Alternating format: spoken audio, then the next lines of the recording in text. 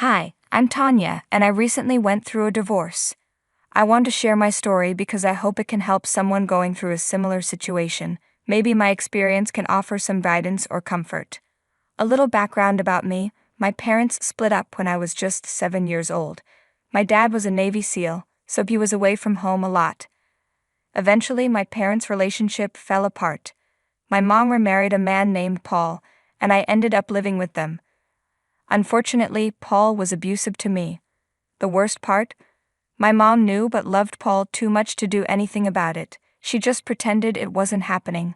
My dad would visit sometimes, and when he did, I would spend the weekend with him.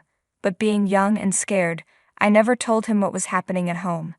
My dad and I were always really close. He made me feel like I was the most important person in his life. One day when I was almost done with middle school, I went to the beach with my dad. I was wearing beach shorts, and he noticed some bruises on my legs. "Hey, what's that on your leg?" he asked. I tried to brush it off, saying I just got hurt, but he was concerned. He asked if I was hiding something. I finally told him the truth, that Paul was cruel to me and sometimes hit me. My dad was furious and promised that it would end right away. He took me to live with him and got full custody of me after legal proceedings.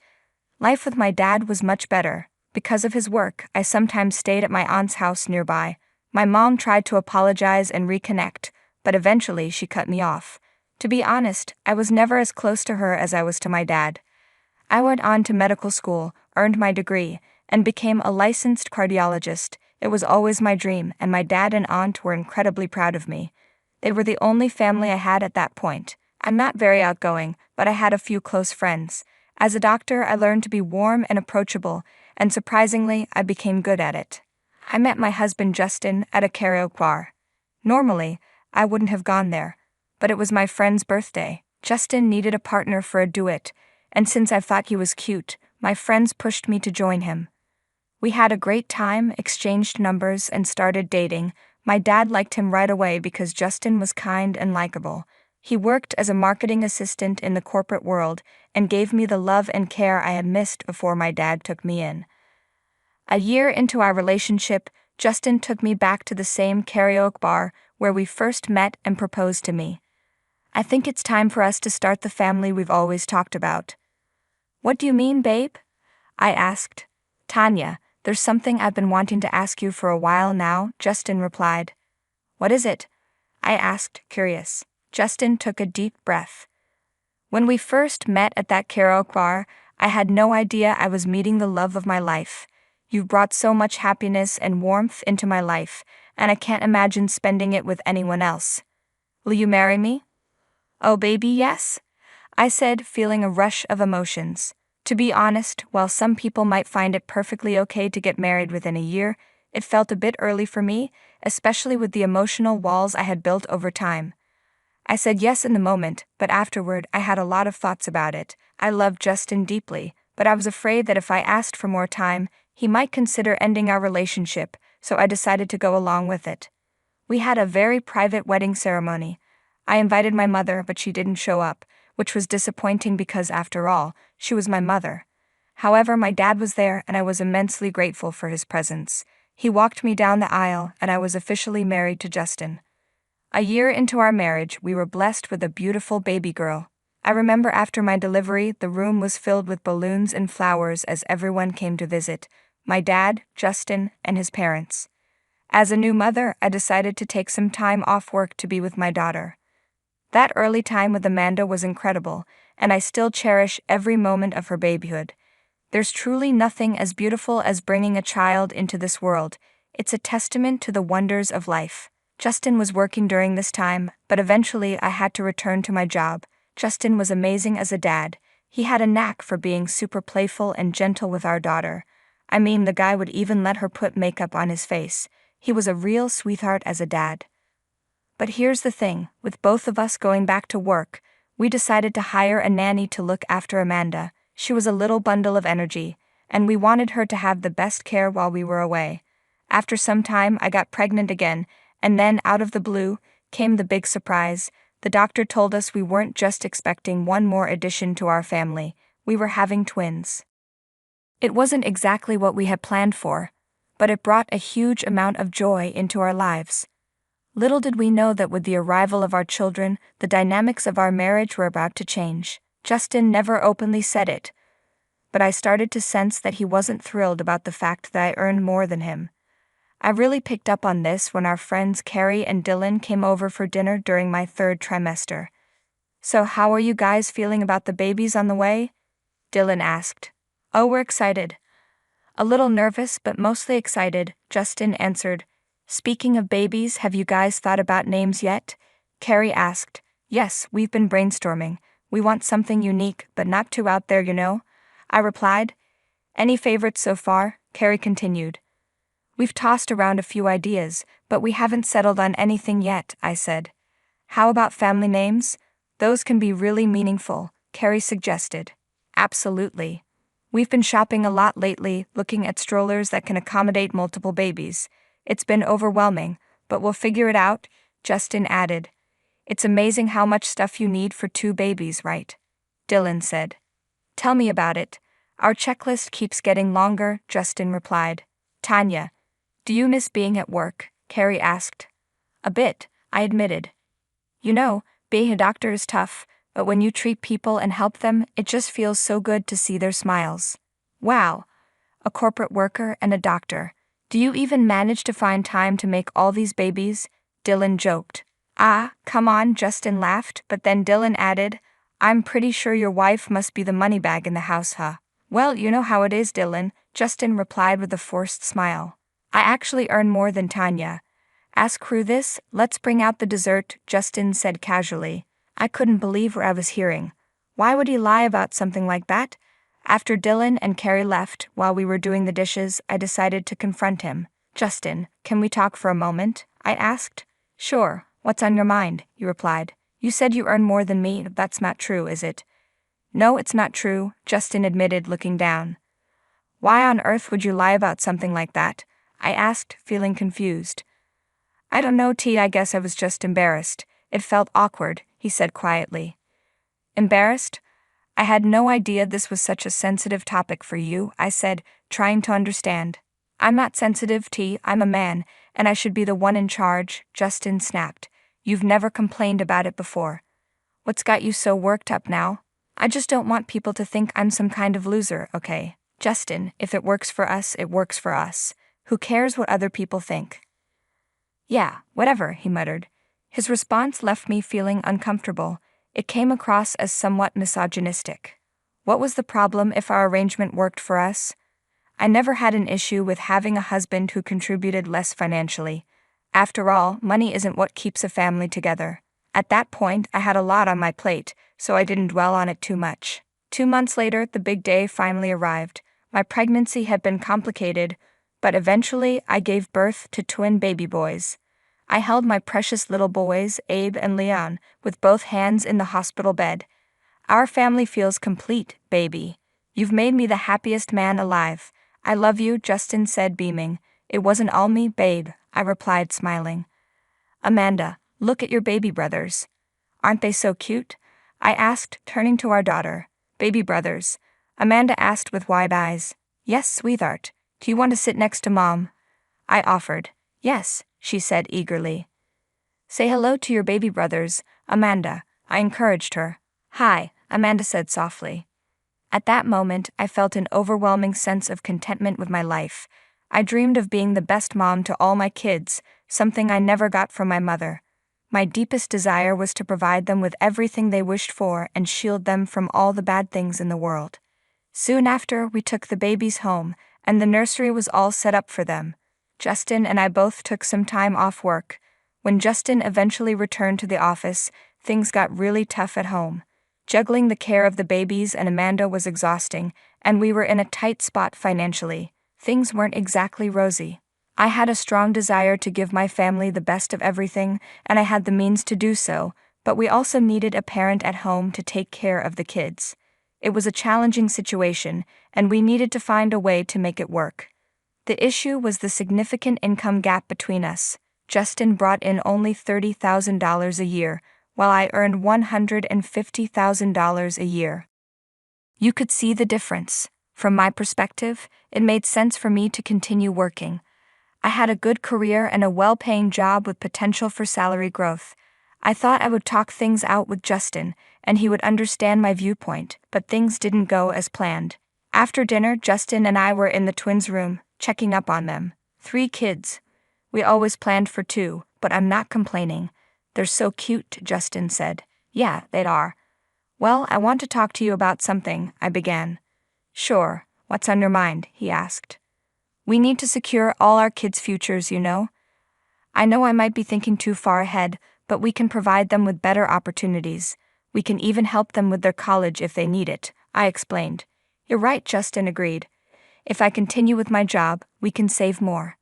And if I work for a few more years, I'll likely get a raise, I said, feeling hopeful. That would be amazing, but who will stay with the kids at home while we're working? Justin asked. What if you quit working and stay home to take care of the kids? I suggested. Are you kidding me? No way, you get along with them so well? Justin responded, looking shocked. What I mean is, I am the man of the house. Just because you have a higher-paying job doesn't make you the decision-maker, Justin said, his voice growing tense. Justin, are you kidding me? Can't you see we would have a better life if I went to work instead? Seriously, is your ego that fragile that taking care of the kids makes you think you're less of a man? I asked, my frustration boiling over. Justin looked furious, something I had never expected. He raised his hand and slapped me across the face. How dare you say that to me? You're trying to be the boss, aren't you? Just stay in your place, do what you're told, and listen to me. Justin shouted before leaving the room, leaving me in shock. I couldn't believe what had just happened. How could my husband, the father of my children, someone I thought loved me, do this? I was devastated, angry, and scared all at once. I didn't know what he might do next if I made another mistake. That night I couldn't sleep. I spent the night on the couch, thinking about my options. I knew I had to leave this marriage, not just for me but for the kids too. I remembered going through something similar when I was young, with my mom's husband Paul. My dad had taught me what a real man should be like after that experience. Suddenly, one of the twins started crying on the baby monitor, and it hit me. The baby monitor in the twins' room must have recorded everything that happened. I had proof. The first thing I did was save the footage, and then I started forming a plan. I waited until morning, making sure Justin and the kids were still asleep. Then I called my dad. Good morning, Bunny, my dad answered. Hey Dad, you're calling me so early today. Is everything all right? No, Dad, something happened last night. I need help, I said, trying to keep calm. What happened? Are you safe? My dad asked, his voice full of concern. For now, yes. But last night Justin and I argued and he slapped me, I explained. What? How dare he? Why did you wait all night to call me? He exclaimed. I didn't know what to do, Dad, I admitted. Sweetheart, remember what I've always said. I'm here for you whenever you need me. I mean it, he reassured me. Well, Dad, the thing is, all of this happened in the twins' room, and it was recorded on the baby monitor, I said. Bingo, we have proof. We're going to get him. I know some people in law enforcement. Honey, stay put. Where is Justin right now? He asked. He's still sleeping, I replied. Send me that video and get the kids ready. I'm coming, he instructed. I quickly woke up Amanda and gathered the twins, packing a bag for them. I forwarded the recording to my dad and waited anxiously in the living room. Just 15 minutes after the phone call, there was loud knocking on the door. As I approached, I heard Justin coming down the stairs. Who's at the door? Why are the babies here? What's going on? Justin asked, confused. Open the door. It's the police. A voice shouted. The police? Who called them? Justin rushed down the stairs as I opened the door. The first person to enter was my dad, who hugged me tightly. Thank God you're safe, honey. I'm so sorry this happened, he said. You're under arrest for assaulting your wife. Anything you say can and will be used against you in court. You have the right to an attorney. If you can't afford one will be provided for you. The police officer said as he handcuffed Justin. Is this about last night? You've got it all wrong. It was just a big misunderstanding, Justin protested. Get these cuffs off me. You're going to pay for this. I promise, Justin shouted angrily.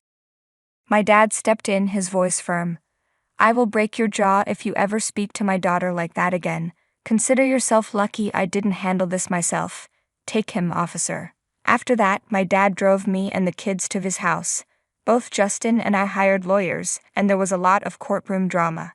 Surprisingly, Justin's criminal record included a bar fight where someone ended up hospitalized for a month. I had no idea about this. As a result, Justin was sentenced to 3 months in jail.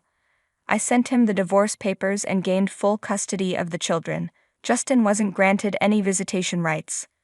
I had a lot to figure out, but my dad offered a solution. You know, I'm retired. If you'd like, we can take care of the kids here until you figure things out. No pressure, he suggested. Dad, that would mean a lot to me while I sort everything out, I said, feeling relieved. By the way, I've met someone named Kathy. She brings me a lot of joy.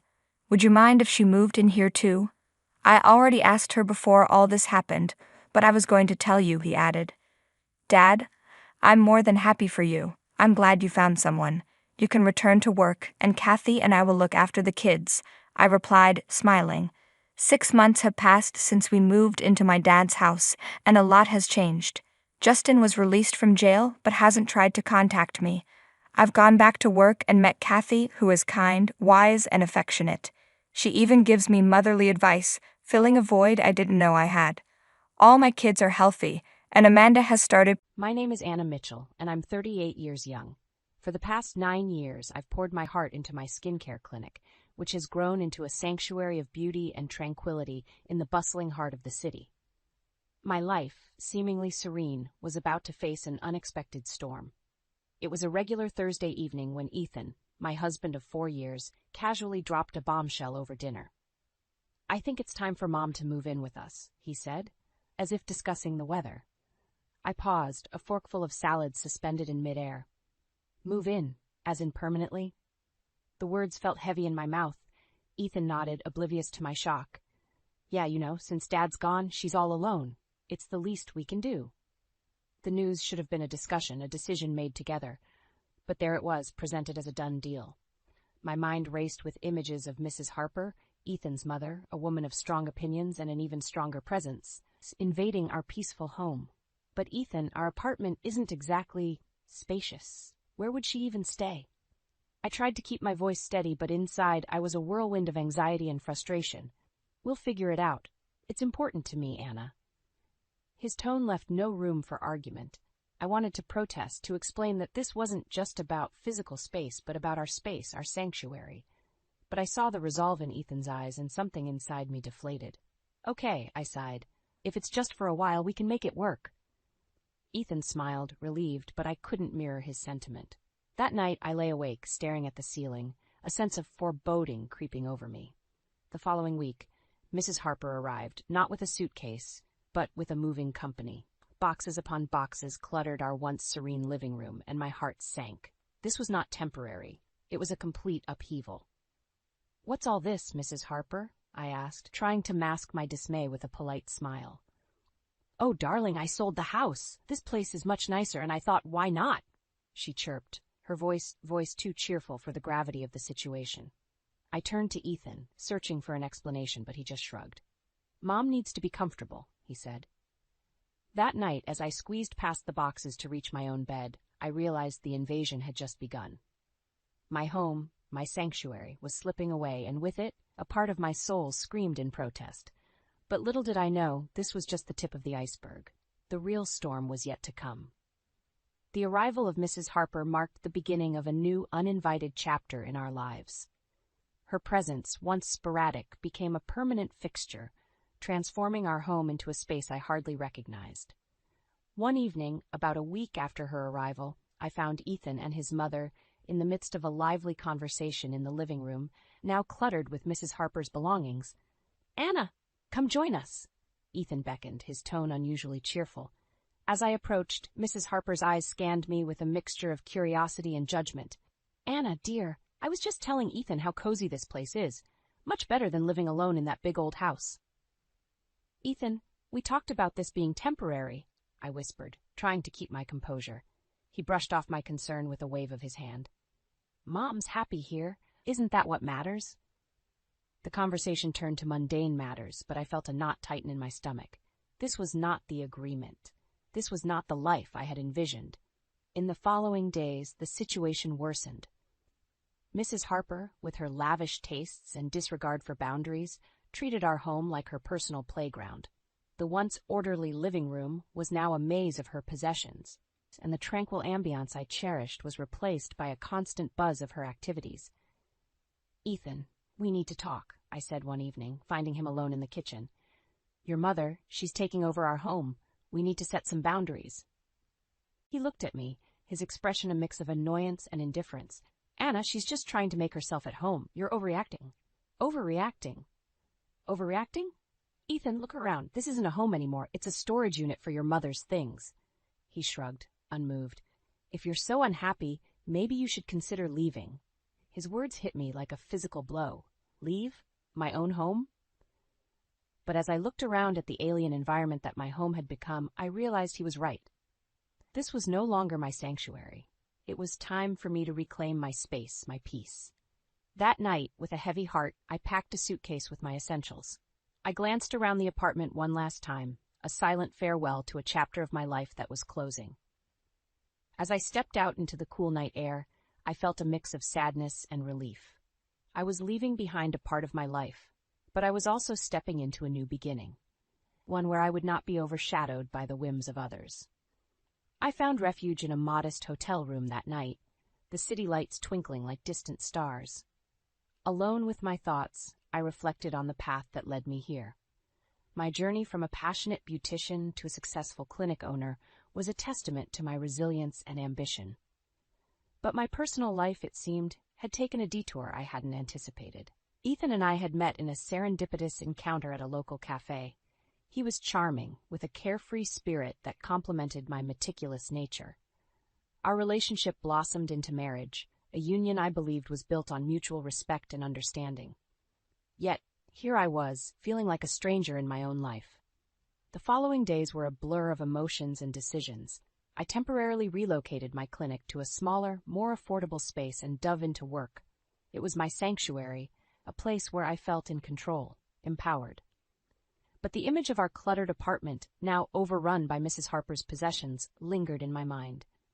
Ethan's words echoed in my ears, "Maybe you should consider leaving." It wasn't just about the physical space. It was about respect, about being heard. I realized Ethan's perception of our life together had been a facade, masking his apathy and entitlement. Determined to confront the situation, I arranged to meet Ethan at a neutral location, a quaint coffee shop where we had shared many moments in the past. "Ethan, we need to talk about everything." "About us," I began, my voice steady but laced with emotion. He looked uncomfortable, fidgeting with his coffee cup. "Anna, I don't know what you want me to say. I want you to understand that what happened wasn't just about your mother moving in. It's about us, about how you disregarded my feelings, and my presence in our home." Ethan sighed, a look of realization dawning on his face. "I didn't see it that way. I just thought—" "That's just it, Ethan. You didn't think about us, about me. You made a decision that affected both our lives without even considering how I would feel." The conversation was difficult, filled with moments of silence and unspoken truths, but it was necessary. By the end, it was clear that our paths had diverged. The love that once bound us had frayed under the weight of unmet expectations and unspoken grievances. As I walked away from the coffee shop, a sense of closure washed over me. It was time to turn the page, to start a new chapter in my life, one where I was the author of my own story. In the weeks that followed, I immersed myself in my work, finding solace in the familiar routines of my clinic. Each facial treatment I performed was not just a service to my clients, but a therapeutic ritual for my own healing. Yet, in the quiet moments, my thoughts drifted back to Ethan and the life we had shared. It was during one of these reflective moments that my phone rang. Ethan's name flashed on the screen, a jolt to my newfound tranquility. I hesitated but answered. "Anna, we need to talk." Ethan's voice was tense, a stark contrast to his usual nonchalance. I agreed to meet him at our apartment, a place I hadn't returned to since the night I left. Stepping back into the apartment was like entering a time capsule, each room a reminder of the dreams and plans we had woven together. Ethan was waiting, his posture rigid, a nervous energy about him. "Anna, I've been thinking a lot since our last talk. I realize I've been Inconsiderate. Inconsiderate is an understatement, Ethan. My response was calm but firm. He nodded, accepting the rebuke. I know, and I'm sorry, truly, but I want to make things right. Can we start over? The offer hung in the air, heavy with the weight of our past. Part of me yearned for the comfort of what was familiar, of the love we once shared, but another part, stronger and more resolute, knew that some paths, once diverged, cannot be rejoined. Ethan, I appreciate your apology and I believe you're sincere, but too much has changed. I've changed. We can't just erase what happened and start over. He looked crestfallen, the reality of my words sinking in. I guess I was hoping, but you're right. I just wish things could have been different. As I left the apartment for the last time, I felt a chapter closing behind me. It was a chapter filled with love, learning, and ultimately letting go. The pain of the past was still there, but it was now a part of the tapestry of my life, a tapestry I was weaving with new threads of strength and independence. As the days turned into weeks, my new reality began to take shape. I poured my energy into revitalizing my clinic, introducing new services and workshops that resonated with my own journey of self-care and empowerment. My clients, new and old, embraced these changes, and I found joy in their transformations, both skin-deep and beyond. The clinic became more than just a business. It was a testament to my resilience, a place where I could channel my experiences into something beautiful and healing. My confidence grew, not just as a businesswoman, but as an individual forging her path. It was during this period of growth that Ethan re-entered my life, albeit in a way I hadn't anticipated. One evening, as I was closing the clinic, my phone buzzed with a message from him. Hesitant, I opened it to find a plea for help. Anna, I'm in trouble. Can we talk? The message was vague, but something in the tone suggested a seriousness I couldn't ignore. We agreed to meet at a local park the following day, a neutral ground amid the autumn leaves. Sitting on a park bench, Ethan looked different. The carefree demeanor was gone, replaced by a weariness that seemed to weigh on him. Anna, I messed up, he began, his voice strained. After you left, things with my mom got out of hand. I didn't realize how much we were spending, how much debt we were accumulating. I'm drowning. His words were a confession, an admission of the chaos he had found himself in. As he spoke, I felt a mix of emotions, surprise, sympathy, but above all, a reaffirmation of the decision I had made to leave. Ethan, I'm sorry you're going through this, but I can't help you. You need to take responsibility for your actions and find a way to deal with this. He nodded, a resigned acceptance in his eyes. I know, I guess I was hoping for a miracle. Our conversation was brief, but it was clear that Ethan's journey was taking a different path, one filled with its own challenges and lessons. As I walked away, I realized that while our lives had diverged, I hoped he would find his way, just as I had found mine. Life has a way of coming full circle, and in the months that followed, this adage proved true. My clinic flourished, becoming a beacon for those seeking not just beauty treatments, but also a sense of community and empowerment. I had found my stride, balancing the demands of my business with the fulfillment of personal growth. Then came an unexpected turn. One busy afternoon, as I was consulting with a client, my phone rang persistently. Excusing myself, I stepped out to answer, finding Lisa, my cousin and the owner of the apartment I once shared with Ethan, on the other line. Anna, there's trouble. Lisa's voice was tense. Ethan and his mother are facing eviction. They haven't paid rent in months, and now they're asking for my help. The news was a shock, but not entirely surprising. Ethan's financial recklessness had been a growing concern, one that I had distanced myself from. Lisa's request was clear. She needed my help to sort this out, to confront Ethan and his mother about their obligations. I agreed to meet with them, not out of obligation to Ethan, but to support Lisa, who had always been a pillar in my life. The meeting was set in the very apartment I had left behind. Walking in, I was struck by how much it had changed. The once orderly and stylish space was cluttered, the air heavy with the tension of broken promises and unmet responsibilities. Ethan and Mrs. Harper were there, their expressions a mix of embarrassment and defiance. Lisa, ever the picture of composure, led the discussion. Ethan, you know the terms of the lease. You've fallen behind, and this can't continue. I'm sorry, but you need to vacate the apartment, she said firmly. Ethan's response was a mix of excuses and pleas for leniency, a far cry from the confident man he once portrayed. Mrs. Harper, too, chimed in, her tone desperate. "Anna, please, you have to help us," she pleaded, turning to me. "You were part of this family, too." But I was no longer the person they once knew. "I'm sorry, but my helping is not an option. You both need to take responsibility for your actions." The meeting ended with a clear understanding that they had to leave the apartment. As I left, I felt a sense of closure, not just for myself, but for a chapter that had long needed ending.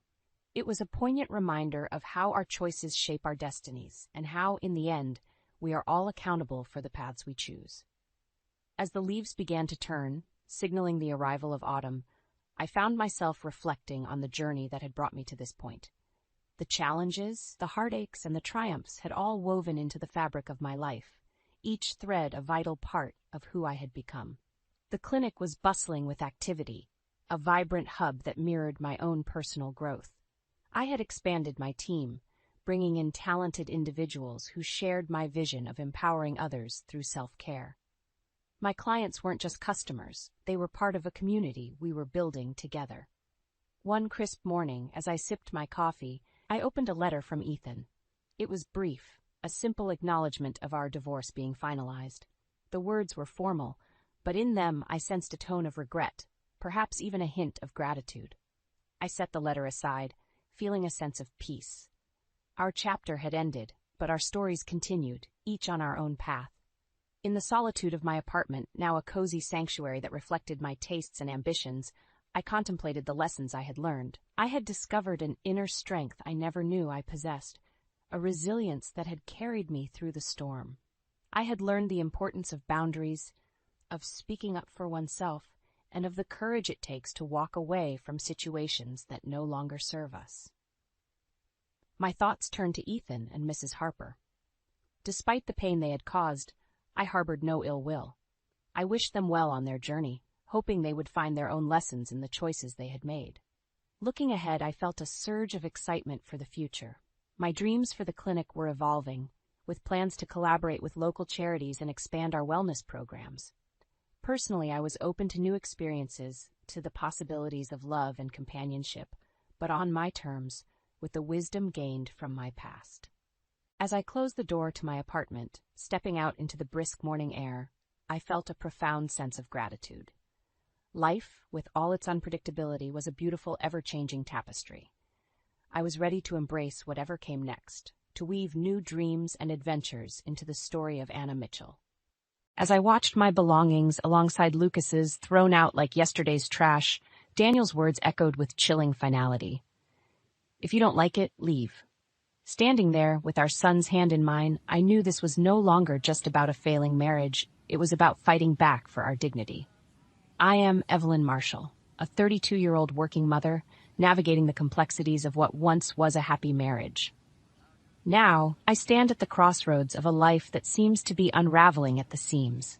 It's a story I never thought I'd tell, but here I am, reflecting on the journey that led me to this moment. My life, contrary to the turbulence now, began in a rather privileged manner.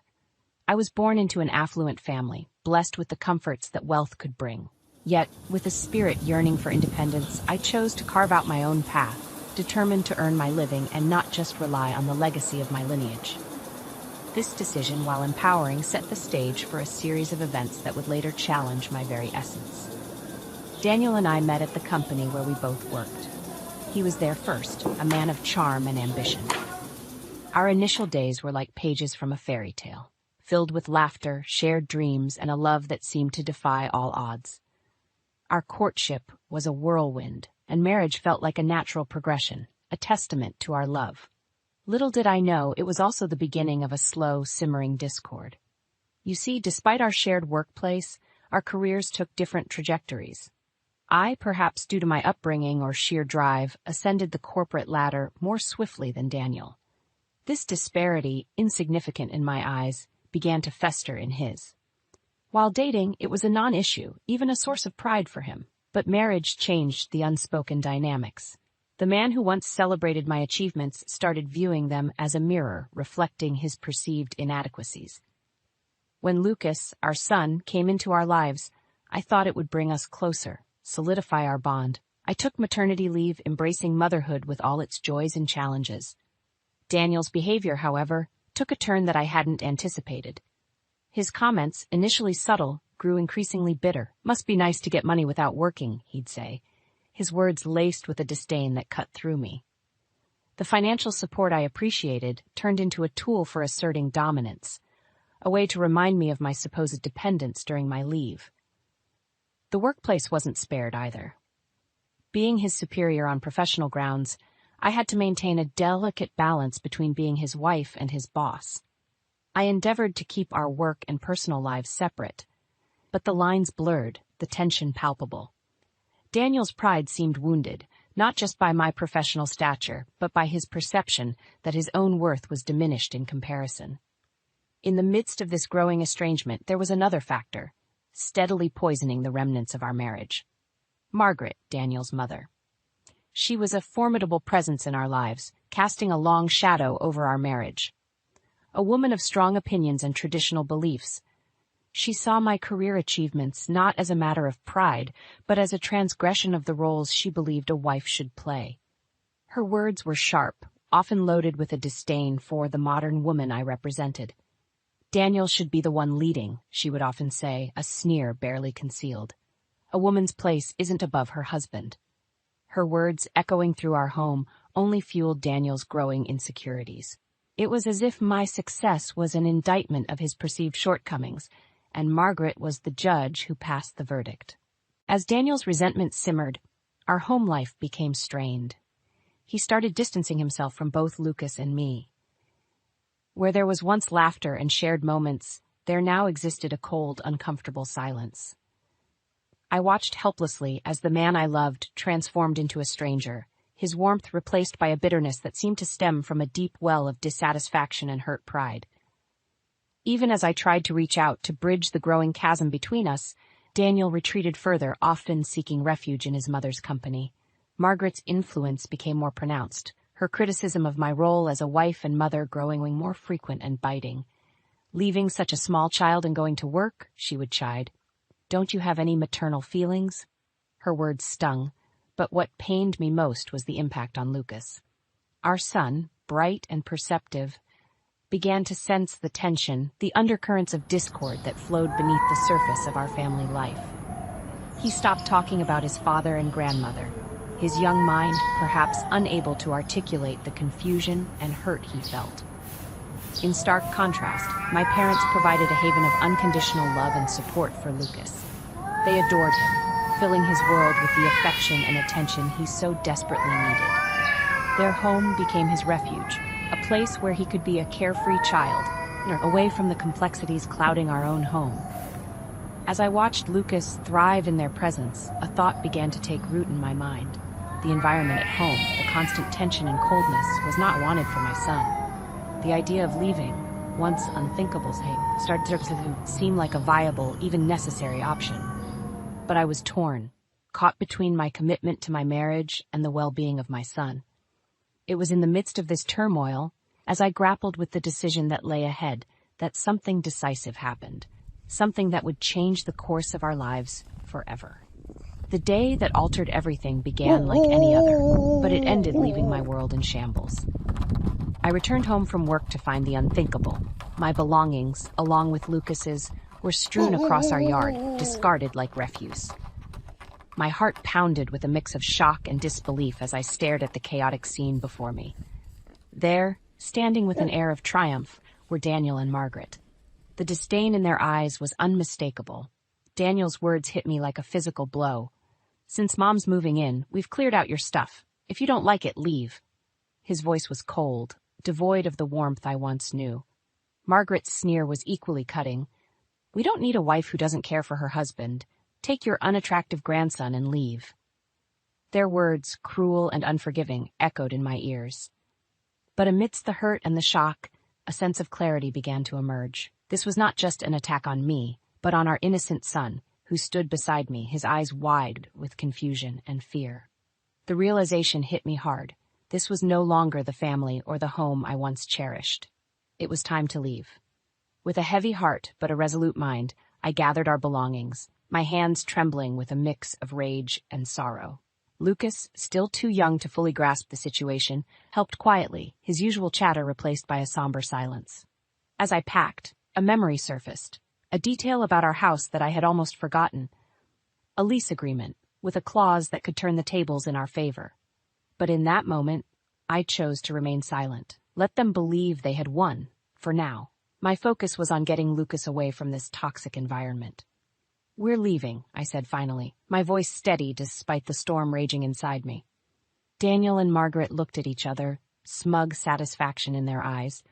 Little did they know, this was not the end, but the beginning of my fight back. With Lucas in tow, I left the house that was no longer a home. The drive to my parents' house was silent, each of us lost in our own thoughts. As we pulled up, the warm glow from the windows offered a stark contrast to the coldness we had left behind. In that moment, I knew I had made the right decision. We were safe, we were loved, and most importantly, we were free from the bitterness and cruelty that had overshadowed our lives. The sanctuary of my parents' home felt like a balm to our bruised hearts. Their shock at our sudden arrival quickly gave way to an unwavering support that enveloped Lucas and me. In their embrace, I found the strength that I feared had been drained by the events at our former home. Lucas, ever resilient, adapted quickly to our new reality.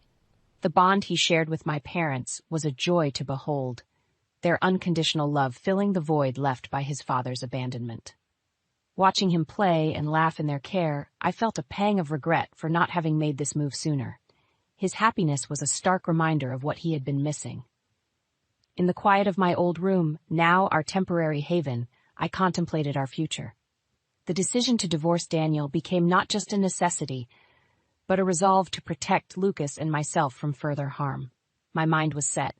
I would ensure that Lucas would never again have to witness the kind of hostility we had experienced. The following days were a blur of activity. Meeting with a lawyer, a longtime acquaintance of my family, I laid out the details of my situation. He listened intently, his expression a mix of professional detachment and personal concern. We discussed the logistics of divorce, custody arrangements, child support, and the division of assets. While I was financially secure, thanks to my earnings and inheritance, I was adamant that Daniel should bear responsibility for his son.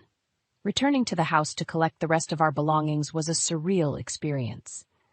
The place that had once been filled with laughter and love now stood empty and silent, a shell of its former self.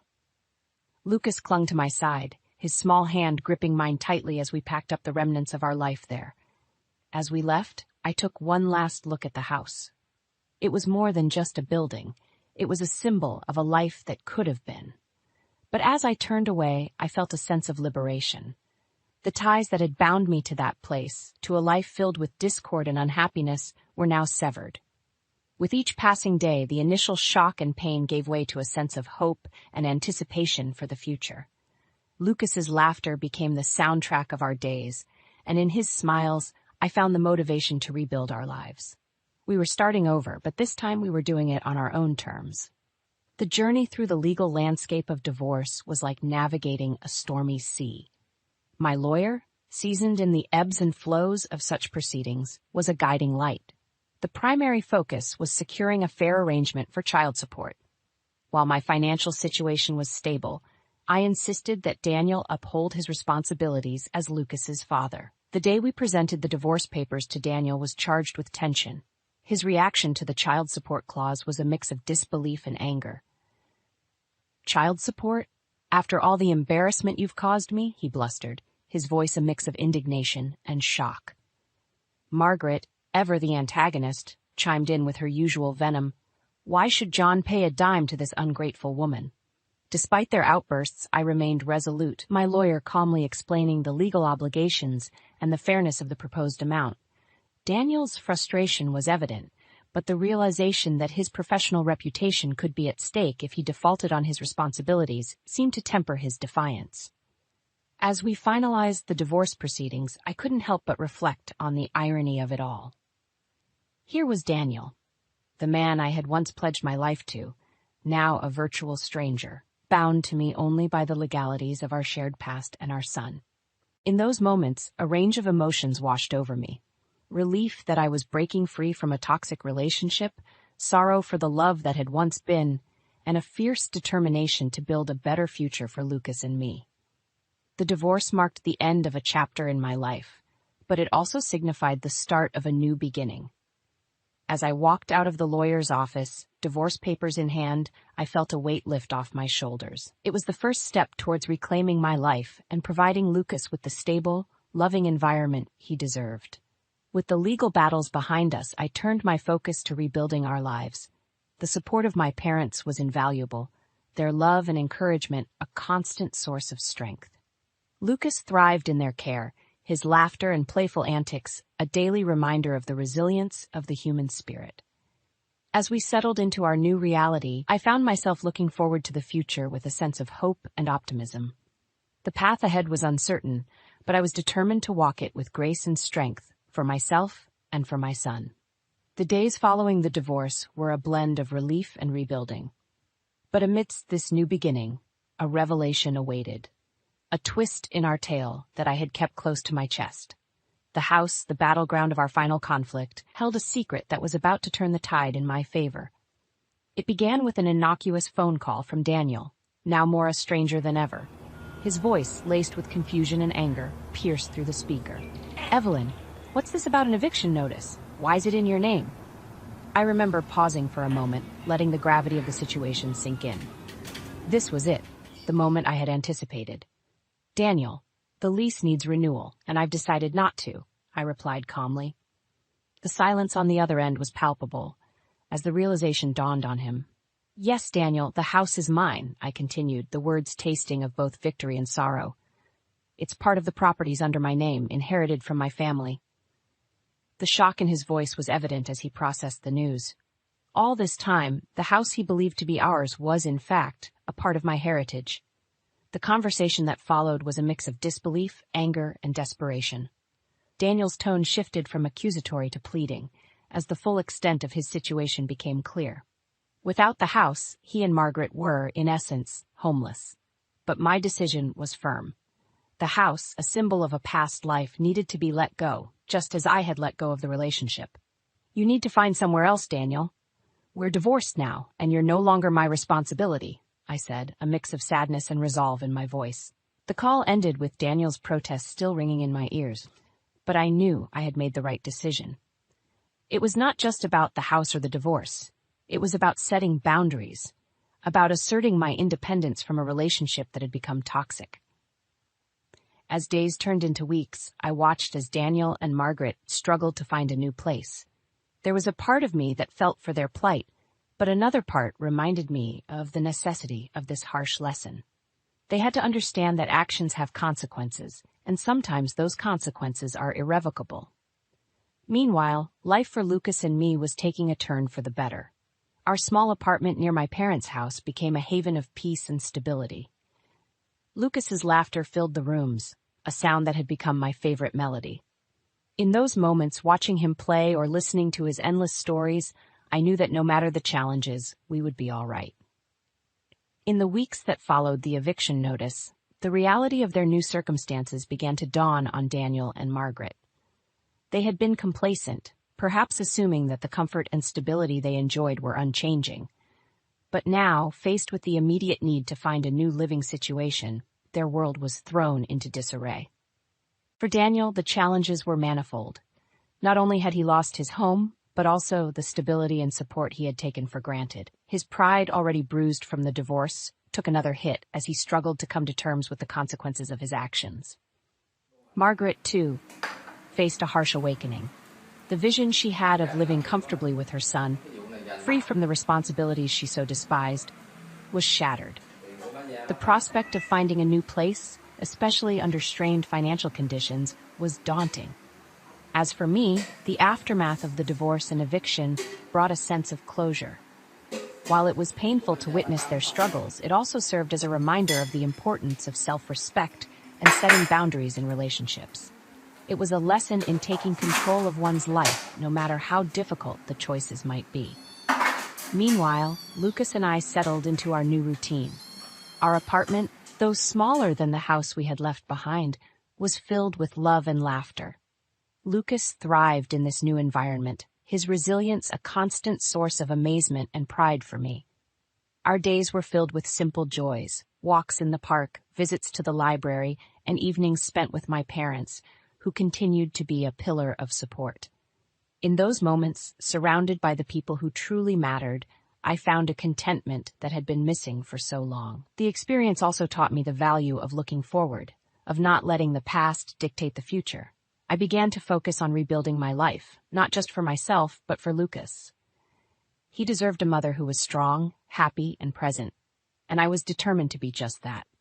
The challenges we faced had not only tested our strength, but had also brought us closer. Our bond, forged in adversity, was now unbreakable. And as I looked at Lucas, growing and flourishing despite everything, I knew that no matter what lay ahead, we would face it together, with love and courage. The dawn of our new life brought with it a sense of renewal and hope. Each day, as I watched Lucas grow and thrive, I was reminded of the resilience of the human spirit. Our small apartment, filled with laughter and love, was a testament to our journey and the strength we had found in each other. Lucas's happiness was my guiding light. His inquisitive eyes, so full of wonder and joy, were a constant reminder of the innocence and purity that life still held. I found myself cherishing the simple moments, his excited chatter about his day at school, the quiet evenings spent reading together, and the weekends exploring the city with my parents. These were the moments that mattered, the memories that would shape his childhood. Professionally, I found a new sense of purpose and fulfillment. With the personal turmoil behind me, I was able to focus on my career with renewed vigor. My achievements, no longer overshadowed by the complexities of my personal life, became sources of pride and satisfaction. As I navigated my new reality, I also learned the importance of self-care and self-love. I found solace in small acts of kindness towards myself, a quiet evening with a book, a leisurely walk in the park, or a coffee date with a friend. These moments of solitude and reflection were crucial in rediscovering myself, in understanding who I was beyond the roles of mother and professional. Most importantly, I became acutely aware of the impact of relationships on one's life. The support and love of my parents, the unwavering bond with Lucas, and the solidarity of friends who stood by me through the darkest times were my pillars of strength. They taught me the value of genuine connections, of surrounding oneself with people who uplift and inspire. As for Daniel, our paths rarely crossed, except for the occasional formalities regarding Lucas. The bitterness that once marred our interactions had given way to a detached civility. While the love we once shared was lost, I held no ill will. Instead, I chose to focus on the present and the future, on the life I was building for myself and my son. In the end, the journey I had embarked on, fraught with challenges and heartaches, led me to a place of peace and contentment. It was a journey of self-discovery, of learning that strength sometimes lies in letting go, and that true happiness comes from within. As I watched Lucas play, his laughter ringing through our home, I felt a deep sense of gratitude. Gratitude for the lessons learned, for the love received, and for the new beginnings that lay ahead. Our story was one of triumph, not just over the circumstances we faced, but over the doubts and fears that once held us back. And so, we moved forward hand in hand, ready to embrace whatever the future held, with love, hope, and an unwavering faith in the journey of life. Hey, take care of this, will you? Daniel, my husband of 8 years, barely looked at me as he flung his leather bag across the room, its contents scattering like fallen leaves in autumn. The bag landed with a thud, papers spilling out onto the hardwood floor. I sighed, a familiar sense of resignation washing over me. Lately, this was how our conversations usually began, or rather his orders. I bent down, gathering the strewn papers, when a particular document caught my eye. It was stark, official-looking, and utterly unexpected, a divorce paper. My heart sank, then, oddly, a wave of relief followed. The kind of relief you feel when a long-dreaded inevitability finally stares you in the face. Daniel's part was already filled in. He had made his decision, without so much as a conversation. The realization stung, but it was also liberating in a strange way. Without a second thought, I found myself reaching for a pen. My hand trembled slightly as I filled in my details. Sarah Thompson, I wrote, my name etching the end of an era. I paused, looking at the man I once thought I knew. Daniel was lounging on the sofa, mindlessly flipping through TV channels. The man who had once been my partner, my confidant, had become a stranger. Sarah, what's for dinner? His voice, devoid of warmth, pulled me back to the present. I turned to him, the divorce papers still in my hand. We need to talk, I said, my voice steady despite the chaos inside me. Daniel finally looked at me, his eyes narrowing. What about? This. I held up the paper. His expression changed from indifference to surprise, and then to something I couldn't quite decipher. You found that, huh? He finally said, a smirk playing on his lips. Yes, I did, and I've made my decision, I replied, my own voice laced with a firm resolve I didn't know I had. The room filled with a heavy silence, one that spoke volumes more than our brief exchange of words. It was the silence of a chapter closing, of a new beginning taking shape amidst the ruins of the old. As I stood there, holding the symbol of our failed marriage, I realized this was just the beginning. The journey ahead would be challenging, but for the first time in years, I felt a sense of control over my own destiny. The silence lingered in the air long after Daniel had retreated to our bedroom, leaving me alone with my thoughts. The stillness of the room was a stark contrast to the turmoil inside me. I sat down on the couch, the divorce papers still clutched in my hand, and my mind began to drift back to the beginning, to the days when everything seemed so promising. We had met at a networking event for professionals. Daniel, with his charismatic smile and confident demeanor, had seemed like a breath of fresh air. Sarah Thompson, right? I've heard a lot about your marketing skills, he had said, extending a hand that I shook, unaware of how significantly this moment would alter my life. Our conversation flowed effortlessly, and soon we were meeting for coffee, then dinner, and before I knew it, we were inseparable. Daniel was attentive, kind, always knowing what to say to make me laugh. I remember thinking how lucky I was to have found someone who understood me so well. As I sat on the couch, lost in the memories of our early days, a stark realization hit me. Those days were long gone, replaced by a cold indifference that had crept into our marriage so subtly that I hadn't noticed until it was too late. I thought back to the little things that started to change after our wedding. The way Daniel's sweet messages became less frequent, how our conversations turned from deep and engaging to functional and brief. It was a gradual shift, one that didn't alarm me at first. I had convinced myself that this was just what happened in marriages over time. Comfort, I told myself, often replaced passion. But comfort didn't mean disrespect. It didn't mean coming home to a husband who barely acknowledged your existence unless he needed something.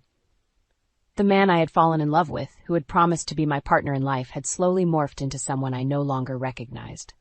The sound of a car outside snapped me back to reality. I glanced at the clock. It was late. I had been sitting there, lost in thought, for hours. The house was quiet, Daniel likely asleep, uncaring of the storm he had unwittingly unleashed in me. I stood up, my resolve strengthening. The Sarah who walked into this room a few hours ago was not the same Sarah now. The discovery of the divorce papers had opened my eyes to a truth I had been avoiding. Our marriage was over, and it was time for me to reclaim my life. I placed the divorce papers on the table, a symbolic gesture of my readiness to face whatever came next. Tomorrow, I would start the process of untangling my life from Daniel's. It would be challenging, but I knew I had to do it, not just for my own sake, but for the woman I once was and the woman I needed to become again. As I headed to bed, a sense of determination filled me. The road ahead would be filled with obstacles, but I was ready to face them head-on. This was not just the end of my marriage, but the beginning of a new chapter in my life. The morning light spilled into the bedroom, casting a warm glow on the walls. It was a new day, but the weight of my decision still rested heavily on my shoulders. As I made my way to the kitchen, the house felt unusually quiet, almost as if it were holding its breath, waiting for what was to come. Daniel was already up, sitting at the dining table, his eyes fixated on the morning paper. The air between us was thick with unspoken words, a stark reminder of the distance that had grown between us. I busied myself with making coffee, the familiar routine providing a semblance of normalcy in the chaos of my emotions. The aroma of freshly brewed coffee filled the kitchen, a comforting presence in an otherwise tense atmosphere. "Sarah," Daniel's voice broke the silence, his tone surprisingly soft. I turned to face him, my heart pounding. "Yes?" "We need to talk about this," he said, gesturing towards the divorce papers that lay between us. I took a deep breath, steadying myself. "Yes, we do." The conversation that followed was a far cry from the heated arguments we had become accustomed to. Instead, it was a candid, albeit painful, acknowledgement of where we had ended up. Daniel spoke of his frustrations, his sense of being trapped in a life he hadn't envisioned. I listened, not with the intent to argue, but to understand. As he spoke, I couldn't help but wonder how we had missed the signs. The late nights at the office, the weekends spent apart, the growing silences at dinner, they were all telltale signs of a marriage unraveling at the seams.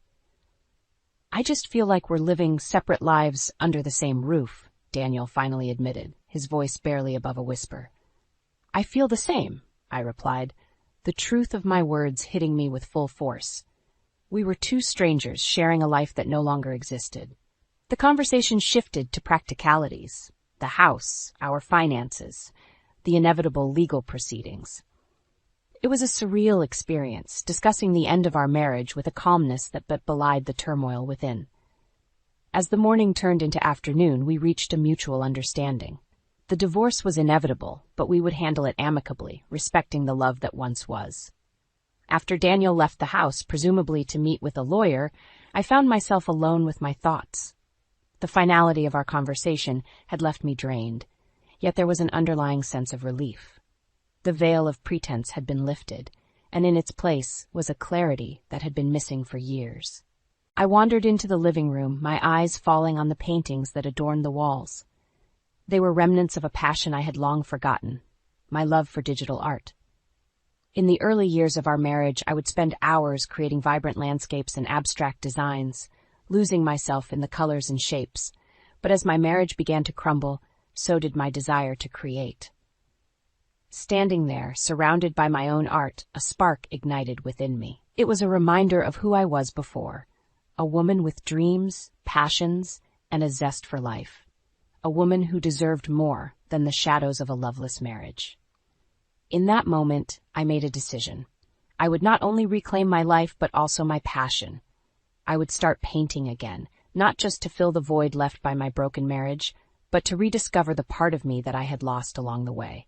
With renewed purpose, I turned on my computer and opened my digital art software, a familiar welcome screen greeting me. It felt like coming home.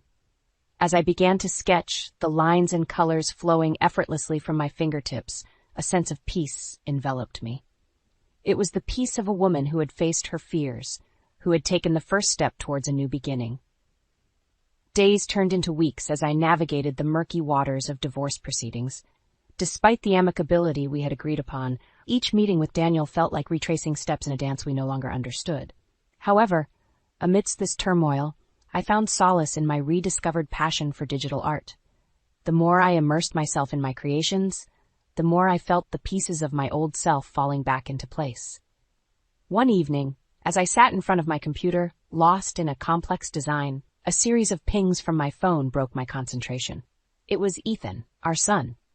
"Mom, can we have dinner this weekend?" "I have some news," his message read. Ethan had been our one constant source of joy. His light-hearted nature and youthful optimism had often been the glue that held us together in our darker days. I replied immediately, agreeing to the dinner.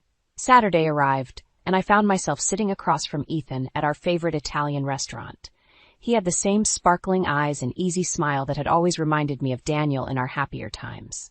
"So, what's this news you have?" I asked, trying to sound casual. Ethan's smile widened.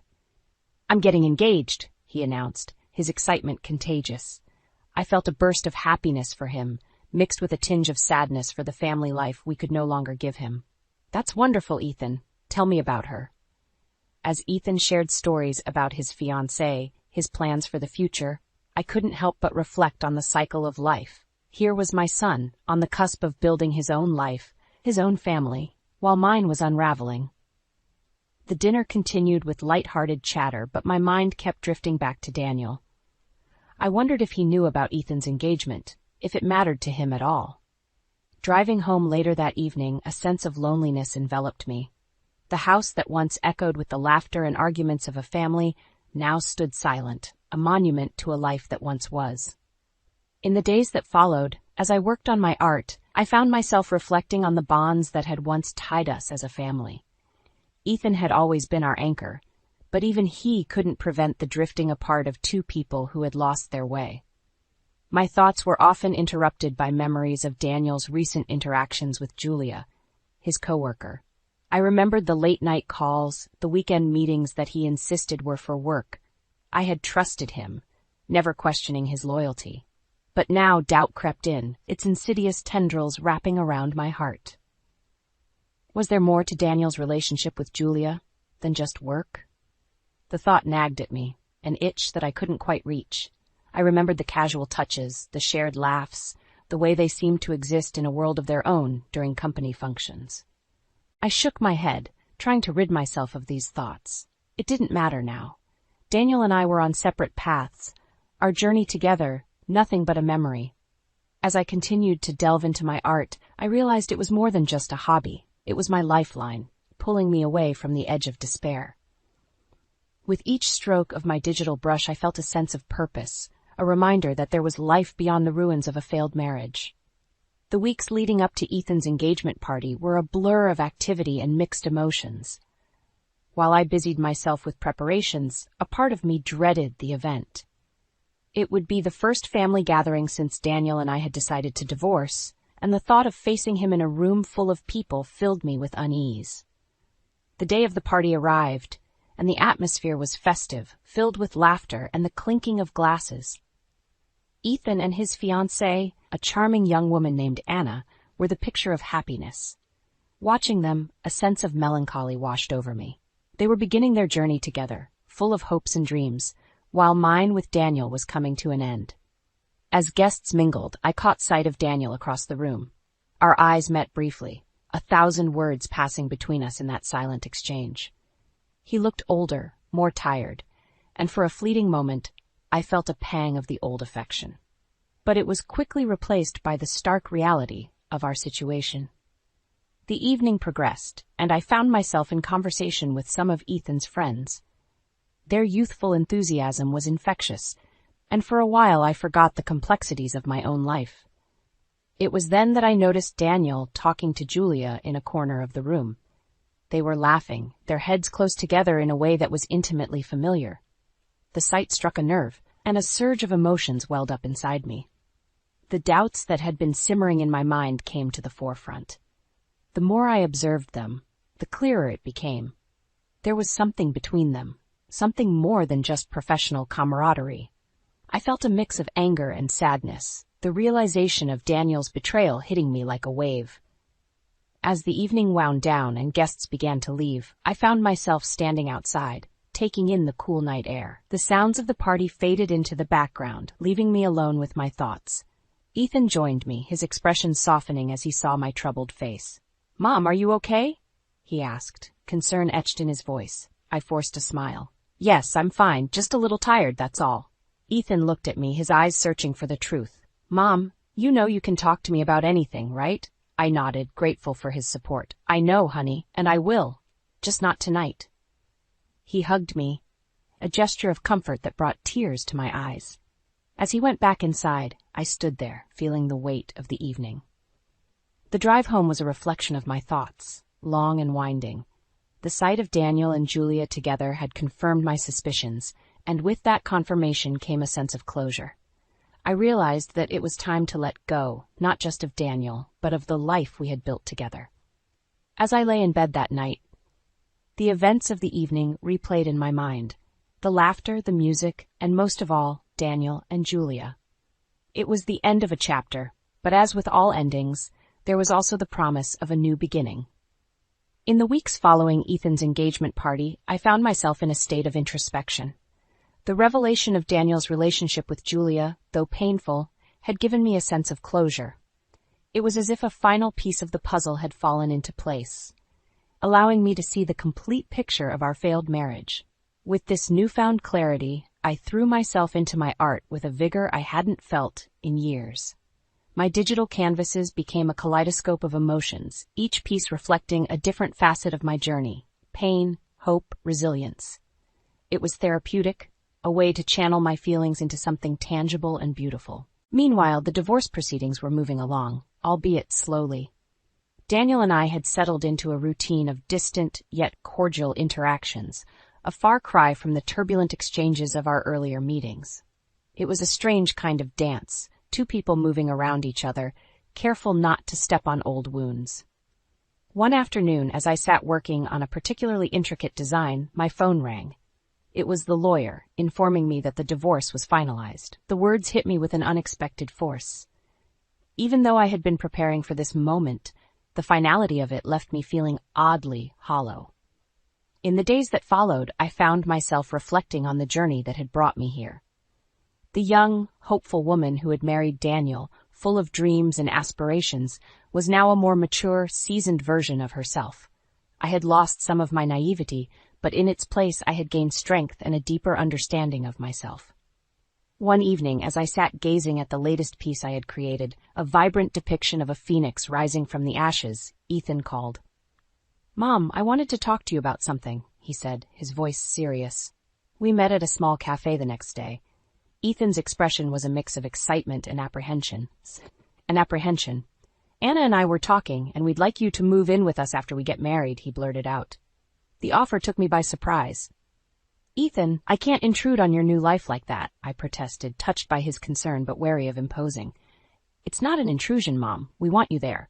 Anna loves the idea, and I don't want you to be alone." His words warmed my heart. Here was my son, embarking on a new chapter in his life, yet still looking out for me. It was a testament to the bond we shared, one that had only grown stronger through the trials of the past year. After much discussion, I agreed.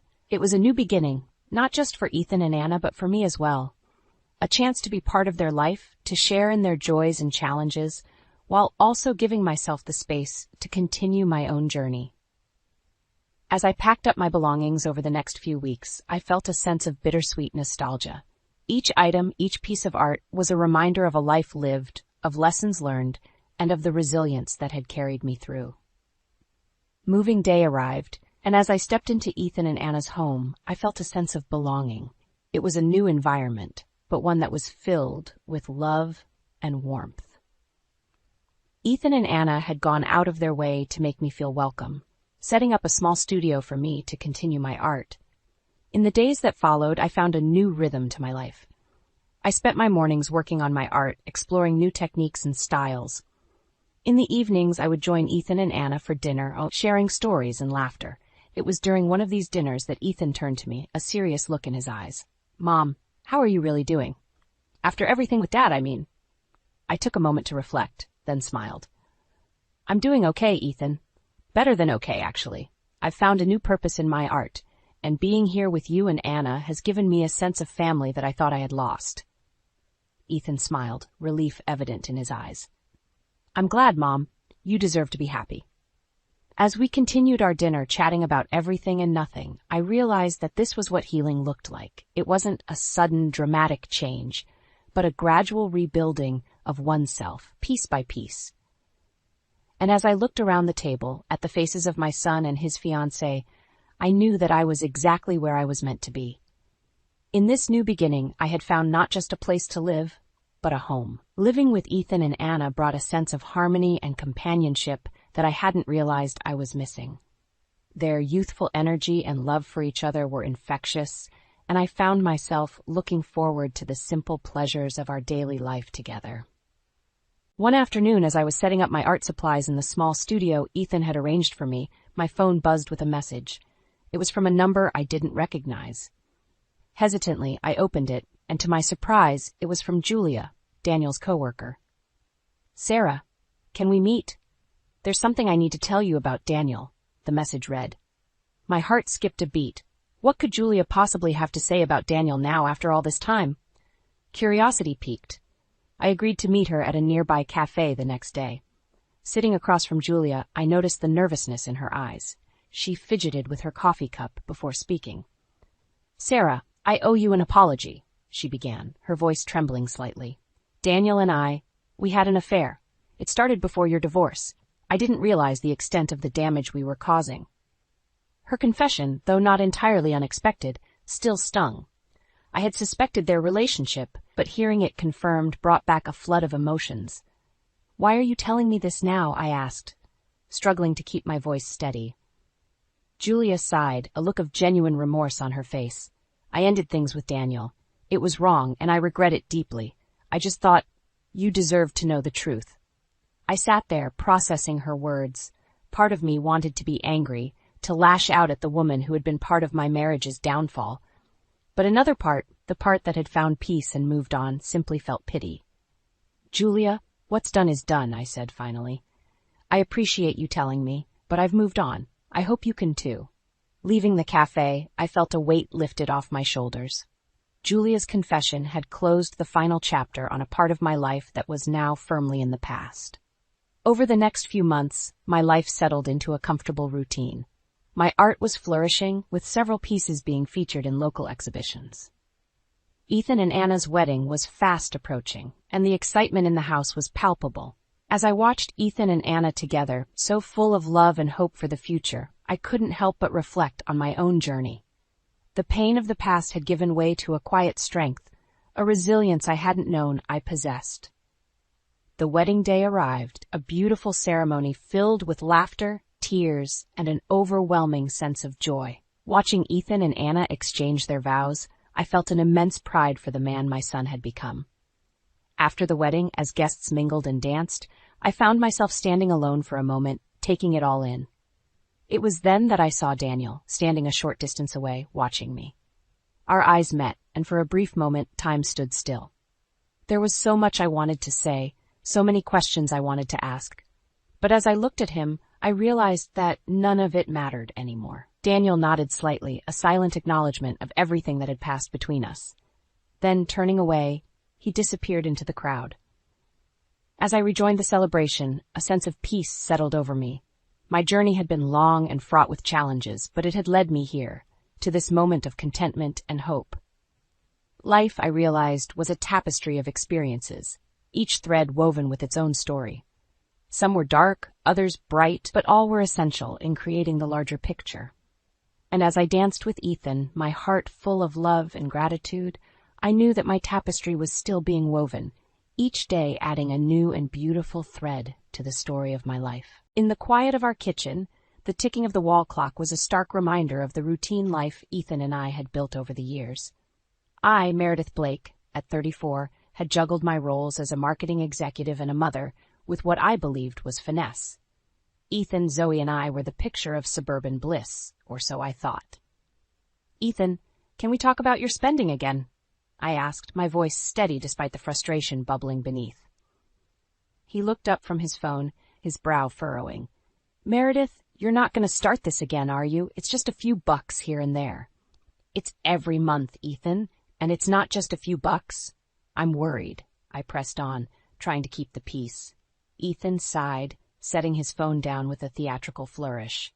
Look, I get it. You're the one with the big job, the big paycheck. But can't a guy enjoy life a bit? It's not like we're struggling. I bit back a sharper retort, choosing my words carefully. I'm not saying you shouldn't, but maybe focus on that promotion you mentioned. We could really plan for the future then. He chuckled, a sound that once charmed me but now felt hollow. Always so serious, Meredith. Fine, I'll focus on the promotion. Happy? I wasn't, but I let it slide. Again, our life continued in its usual rhythm until that fateful sunny morning. Ethan and Zoe, my heart and soul, were off for a day out, leaving me to my weekend workload. Waving them goodbye, I felt a twinge of guilt for not joining them, but pushed it aside. Work was my excuse, my shield. Then came the call that shattered everything. Mrs. Blake? An unfamiliar voice, somber and heavy, broke through the silence of my home office. Yes, speaking. Is everything okay? My heart raced, a premonition of dread settling in. I'm afraid there's been an accident involving your husband and your daughter, the voice continued, and the world around me blurred. What? How? Are they okay? Please tell me they're okay. Panic clawed at my throat, each breath a struggle. Your husband sustained minor injuries. He's stable, but your daughter, she's in emergency surgery. It's serious. Emergency surgery. The words echoed in my mind, a relentless torment. I couldn't breathe, think, or move. Zoe, my vibrant, sweet Zoe, in surgery because of what? An accident? How? I stumbled through the motions, informing my boss, driving to the hospital, a numb automaton driven by a single thought: Zoe. The hospital was a blur of white walls and hushed voices. I barely registered the words of the doctors, the sympathetic glances of the nurses. All I could focus on was the door to the operating room where my daughter fought for her life. And then my phone rang, a jarring melody in the silence of my despair. Glancing at the caller ID, I saw it was Ethan's parents' number. Hello. My voice was a whisper, the effort to speak monumental. Hey, Mom, chirped a voice, bright and unburdened. Zoe's voice. Confusion reigned. Zoe? But how? You're supposed to be in surgery? She finished, her laughter tinkling through the line. Nope, I'm at Grandma and Grandpa's. Dad dropped me off this morning. Didn't he tell you? The room spun. If Zoe was safe, then who was in that operating room? Zoe, honey, I have to go. I'll call you back, okay? Okay, Mom. Love you. Love you too, I whispered, the words heavy with a confusion and relief so profound it hurt. I turned back to the hospital, to the chaos of emotions waiting within. The mystery of the girl in the operating room loomed over me, a shadow threatening the very foundation of our lives. As I stepped back into the sterile light of the hospital, I knew one thing for certain: our lives would never be the same again. As I navigated the corridors back to the operating room, the pieces of this perplexing puzzle refused to align. The revelation that Zoe was safe, miles away from this sterile environment, offered a breath of relief smothered by a new, growing dread. Who, then, was the girl lying vulnerable on the operating table? I found Ethan in a private room, his injuries seemingly minor. The sight of him, so carefree amidst the chaos, ignited a fire within me I hadn't known existed. Ethan, I began, my voice calm but cold, if Zoe is with your parents, who was in the car with you? Ethan's expression faltered, the carelessness giving way to panic. It was just a friend of Zoe's. We were giving her a lift. A friend? I echoed, skepticism lacing my words. And her parents? Were they aware she was with us? He avoided my gaze, his discomfort palpable. Yes, of course, I called them. They know. The lies were too thin, too fragile. My heart raced, not just with anger, but with a sense of betrayal so deep it threatened to engulf me. Ethan, I need the truth.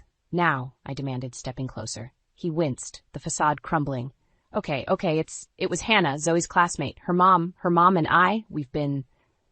The confession hung in the air, a tangible, suffocating fog. Ethan's affair, hidden beneath layers of deceit, now laid bare. But it was the casualty of this illicit connection that shook me to my core. You risked our daughter's safety, our family, for an affair? My voice was a whisper, a mix of disbelief and fury. Ethan's attempts at justification were drowned out by the roar of betrayal in my ears. I left him there, in his room of lies, the weight of his deceit pressing down on me. My next steps were mechanical, driven by a need for confirmation, for truth amidst the web of lies. The hospital staff directed me to Hannah's parents, where I was met with a scene of despair. Hannah's mother, a woman I recognized from school events but never truly knew, was a reflection of my own turmoil. I'm Meredith, Zoe's mom, I introduced myself, the words tasting bitter. Hannah, she's in surgery because of Ethan? Her voice broke, a mirror to my heart. Yes, I had no idea about any of this. I admitted, the shame of my ignorance a heavy cloak. The conversation that followed was a blur of apologies and assurances, but one thing was clear. Ethan's actions had consequences far beyond our family. The damage was done, irrevocably altering the lives of all involved. As I left the hospital that day, the clarity of my resolve crystallized with each step. Ethan's betrayal was not just a violation of our vows, but a danger to our daughter and others. This deception would not go unanswered.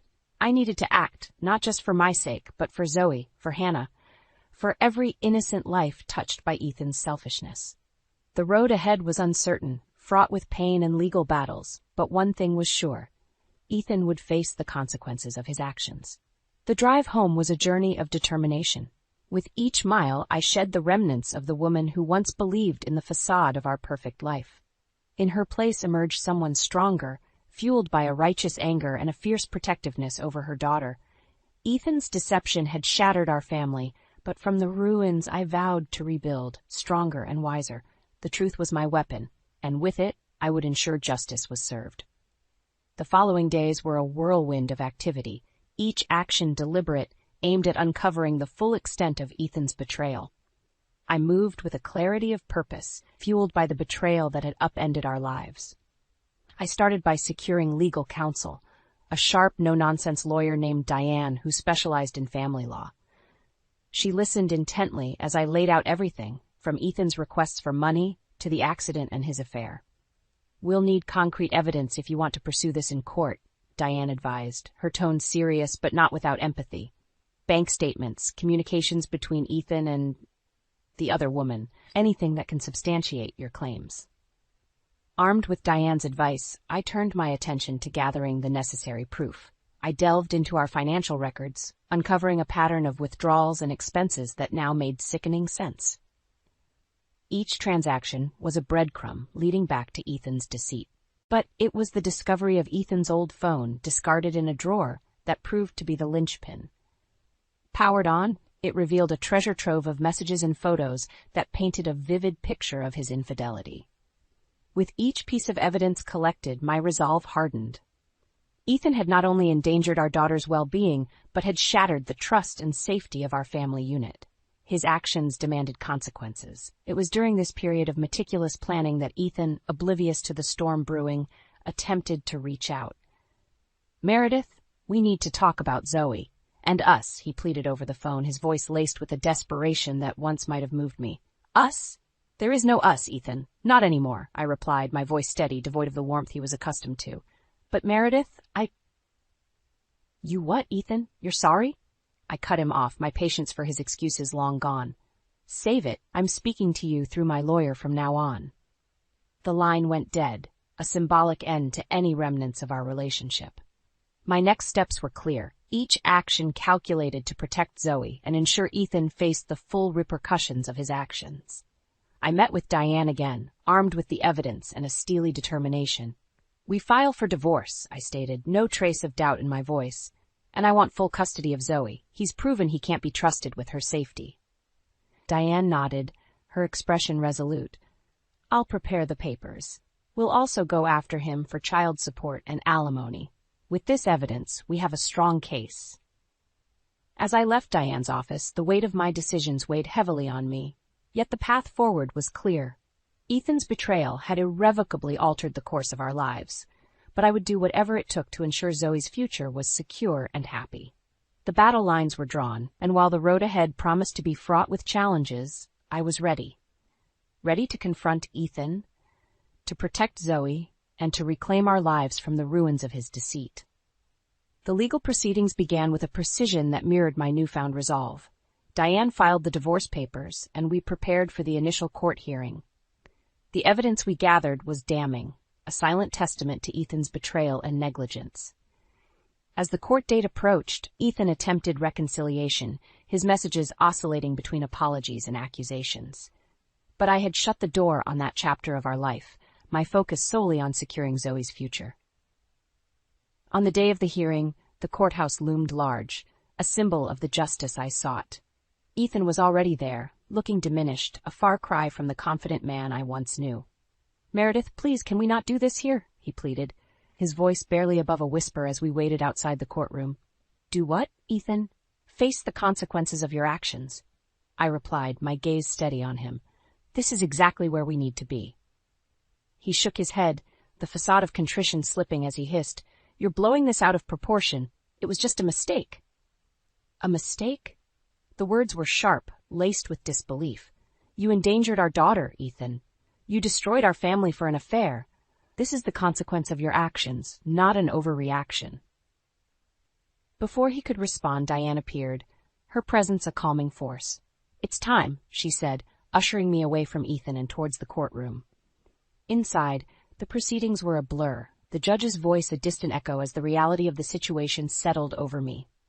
Diane was relentless, presenting the evidence of Ethan's affair and financial irresponsibility with clinical precision.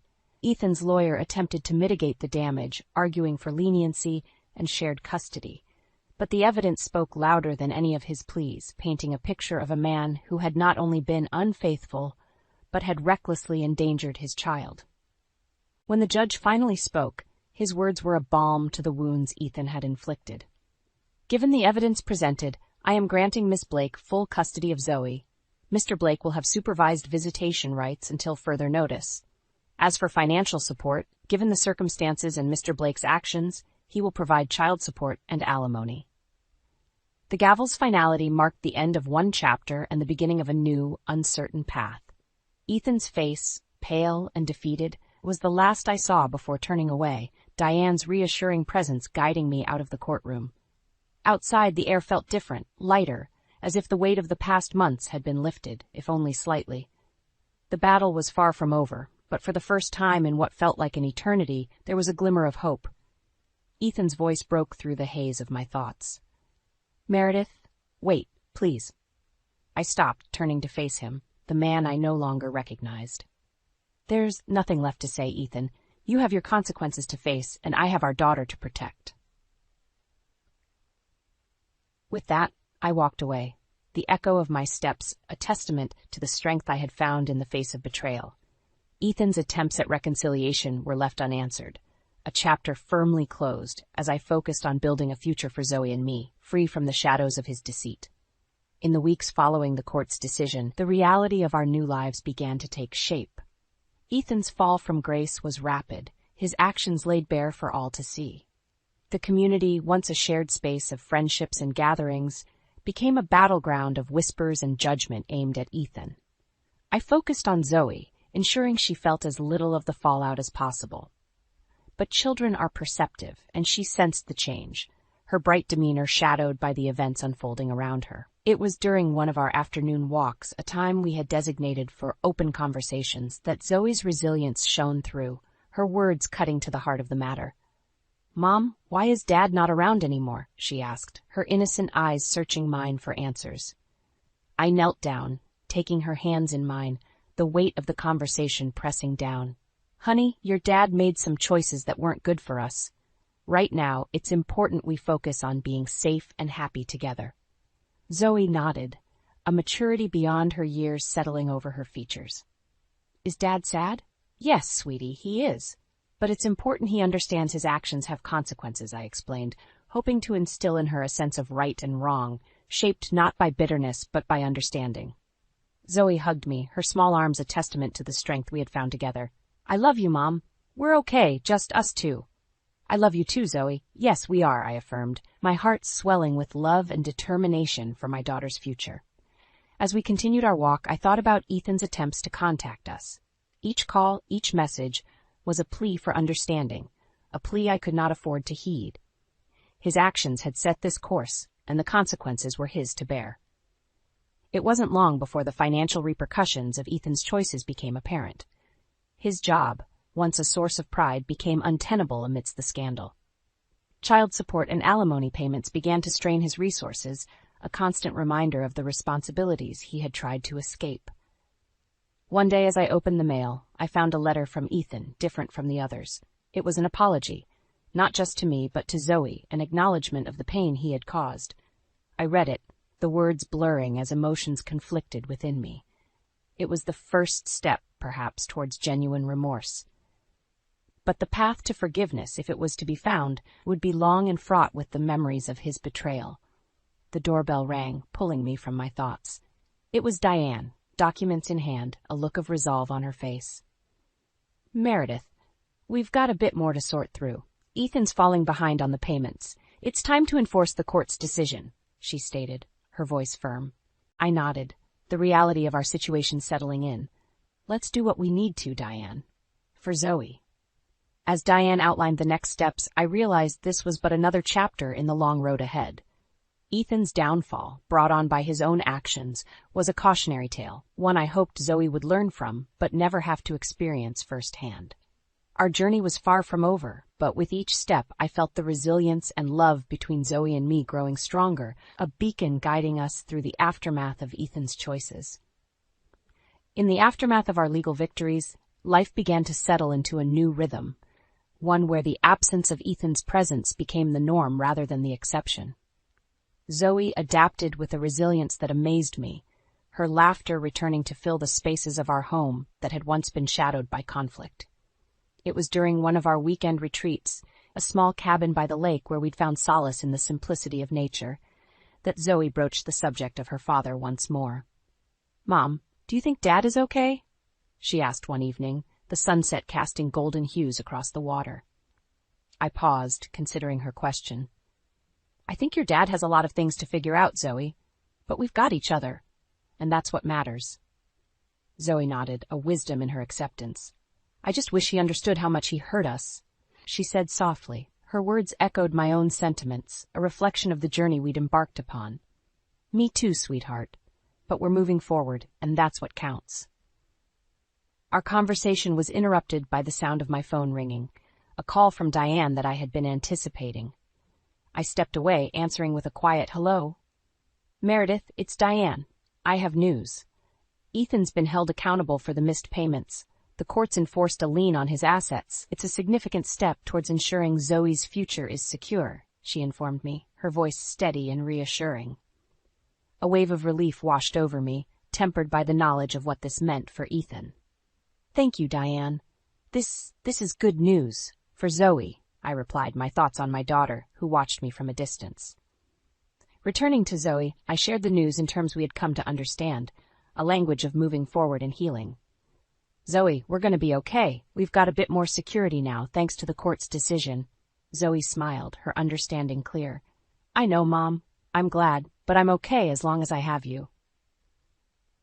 The weekend passed in a blend of conversations and quiet moments, each reinforcing the bond between us, a testament to the strength we'd found in the face of adversity. Back home, the reality of our situation continued to unfold, but with each passing day, the shadows of Ethan's choices grew fainter, replaced by the light of our resilience and determination to build a life defined not by what we had lost, but by what we had gained. Zoe's progress at school, my advancements at work, and the support of friends and family painted a picture of a future bright with possibility. Ethan, for all the turmoil he had caused, became a footnote in our story, a reminder of the challenges we had overcome. As I tucked Zoe into bed one night, her words filled me with a sense of hope and purpose. "Mom, we're like a team, right? Against the world?" I smiled, kissing her forehead. "Yes, Zoe, against the world and winning." Our journey was a testament to the power of love and resilience, a narrative shaped not by the betrayal we had endured, but by the strength we had discovered within ourselves. Ethan's downfall was his own making, a path chosen through deceit and disregard. But for Zoe and me, the path we walked was one of healing, of justice, and ultimately of triumph. The end of our story was not an end at all, but a beginning, a new chapter filled with the promise of joy, growth, and the unbreakable bond between a mother and her daughter. "Evelyn, where are you? Why is our house just gone?" Ethan's voice, laced with panic, was music to my ears. I savored the moment, the sweet retribution for his betrayal. "Yes, Ethan, I had it demolished. Everything you left behind is gone." "But why?" His disbelief was palpable. "Because, Ethan, some things are too broken to be fixed," I replied, a cold calmness in my voice. "I am Evelyn, a 45-year-old caregiver, married to Ethan, a 46-year-old marketing executive. Our son, Lucas, had just moved out after college, leaving an echo in our home and apparently in Ethan's sense of responsibility.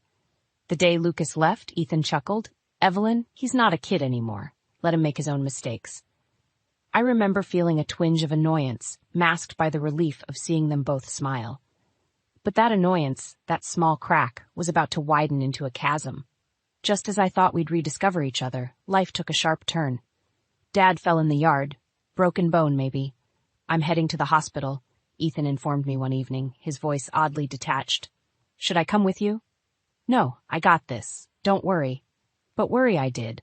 At work, I was distracted, feeling an impending sense of doom.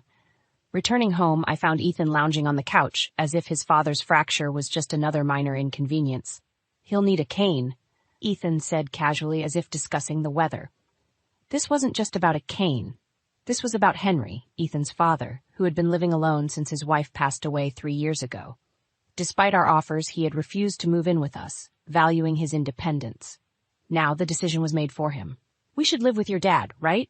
I asked Ethan, already knowing his answer. "Sure, why not?" He's family. The family home, where Ethan grew up, was more suitable for Henry in his condition. It was settled. We would move in with Henry. Little did I know, this decision was the first step towards an irreversible change, a change that would shatter the very foundations of our life together. That evening, as I looked around our soon-to-be-left condo, memories of Lucas's childhood flooded my mind. There was a bittersweet tang in the air, a mix of nostalgia and foreboding.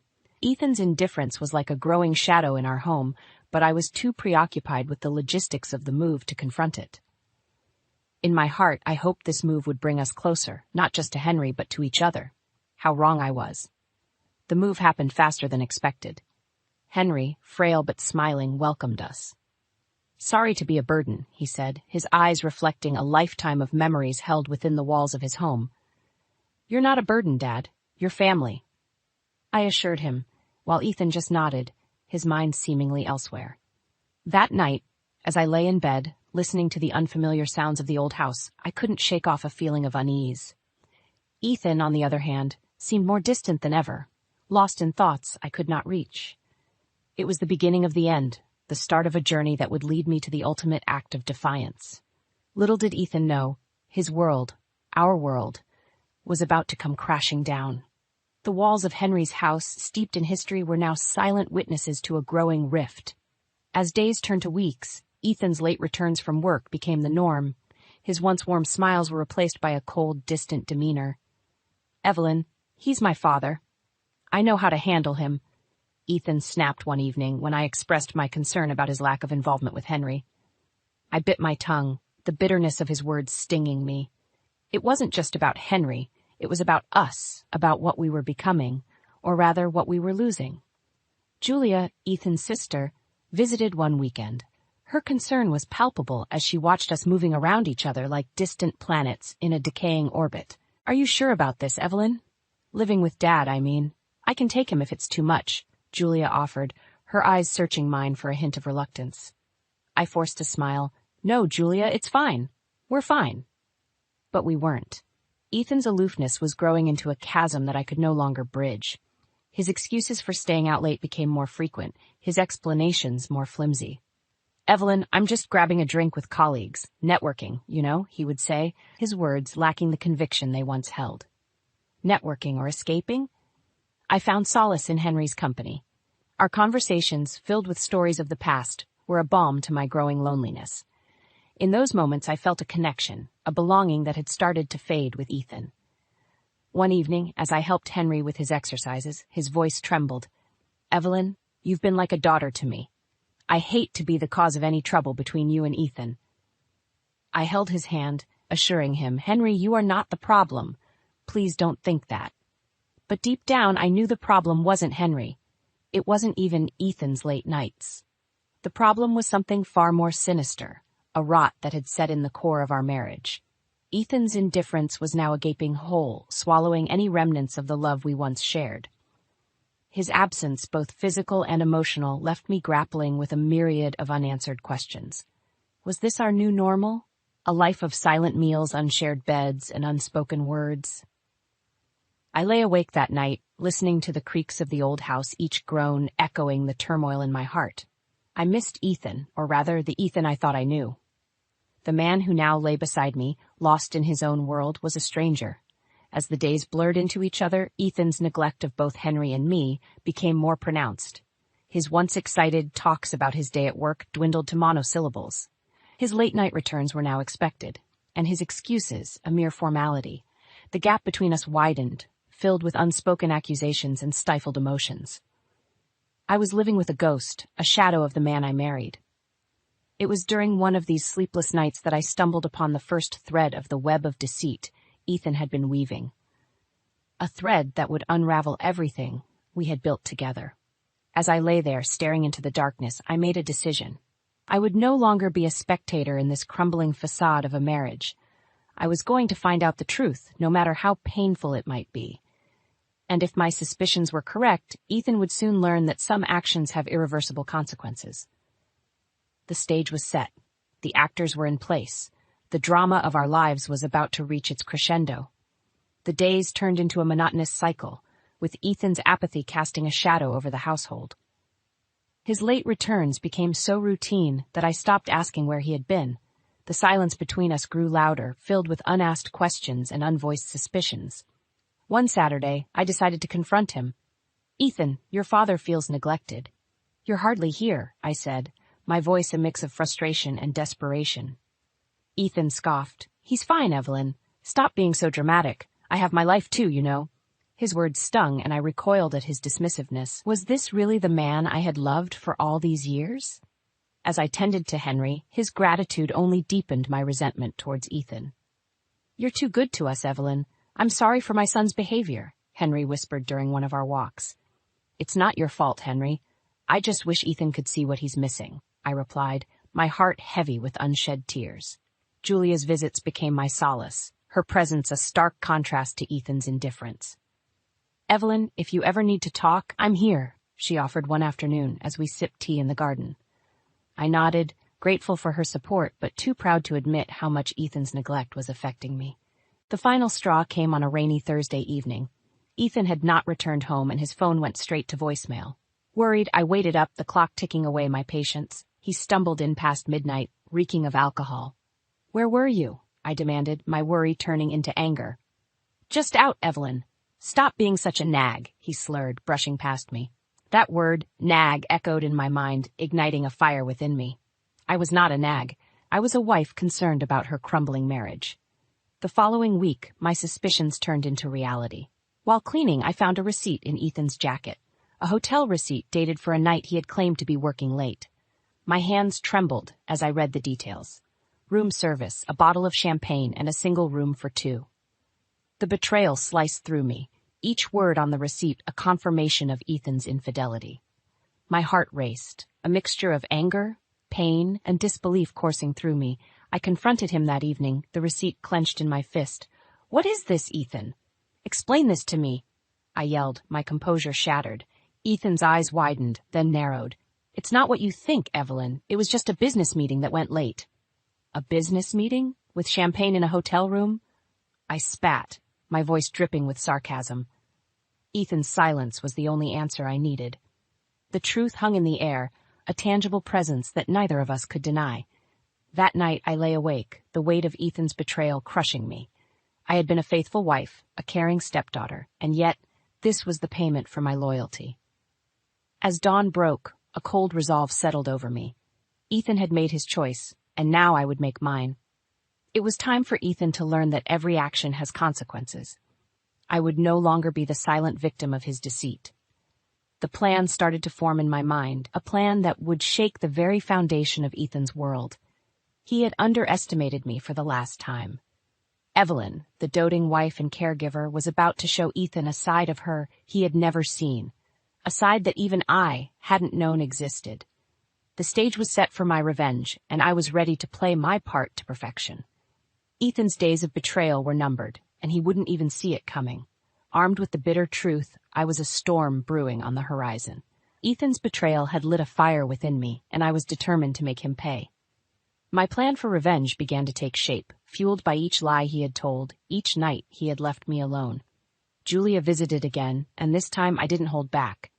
"Ethan's having an affair," I confessed, the words tasting like poison on my lips. Julia's shock quickly turned to anger.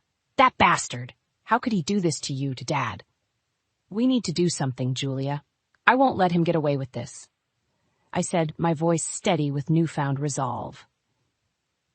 "We'll figure this out, Evelyn. I'm with you," Julia assured, her hand gripping mine. The opportunity presented itself when Ethan casually mentioned an upcoming business trip.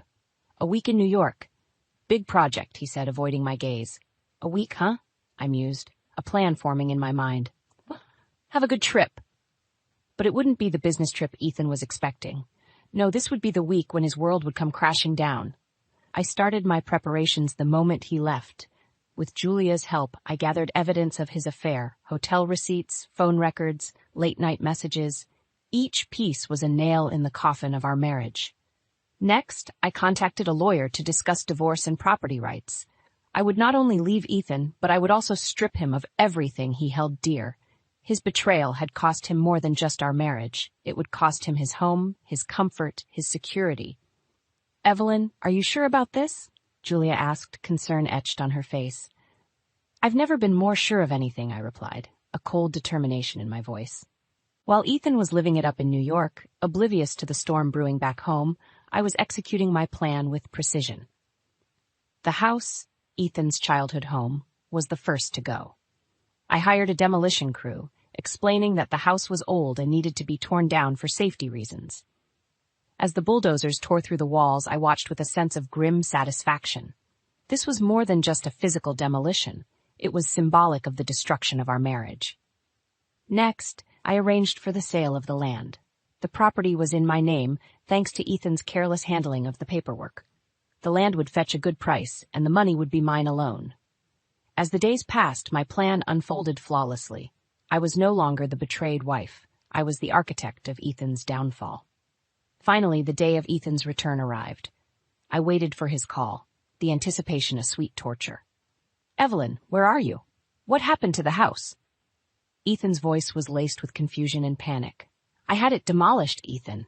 And the land, it's been sold," I replied, each word a dagger to his heart. "What? Why? Evelyn, that was our home," he stammered, his voice a mix of disbelief and despair. "It was a house, Ethan, not a home. And now it's gone, just like our marriage," I said, my voice calm and steady. "But why? How could you do this?" Ethan's plea was pathetic, a far cry from the confident man he once was.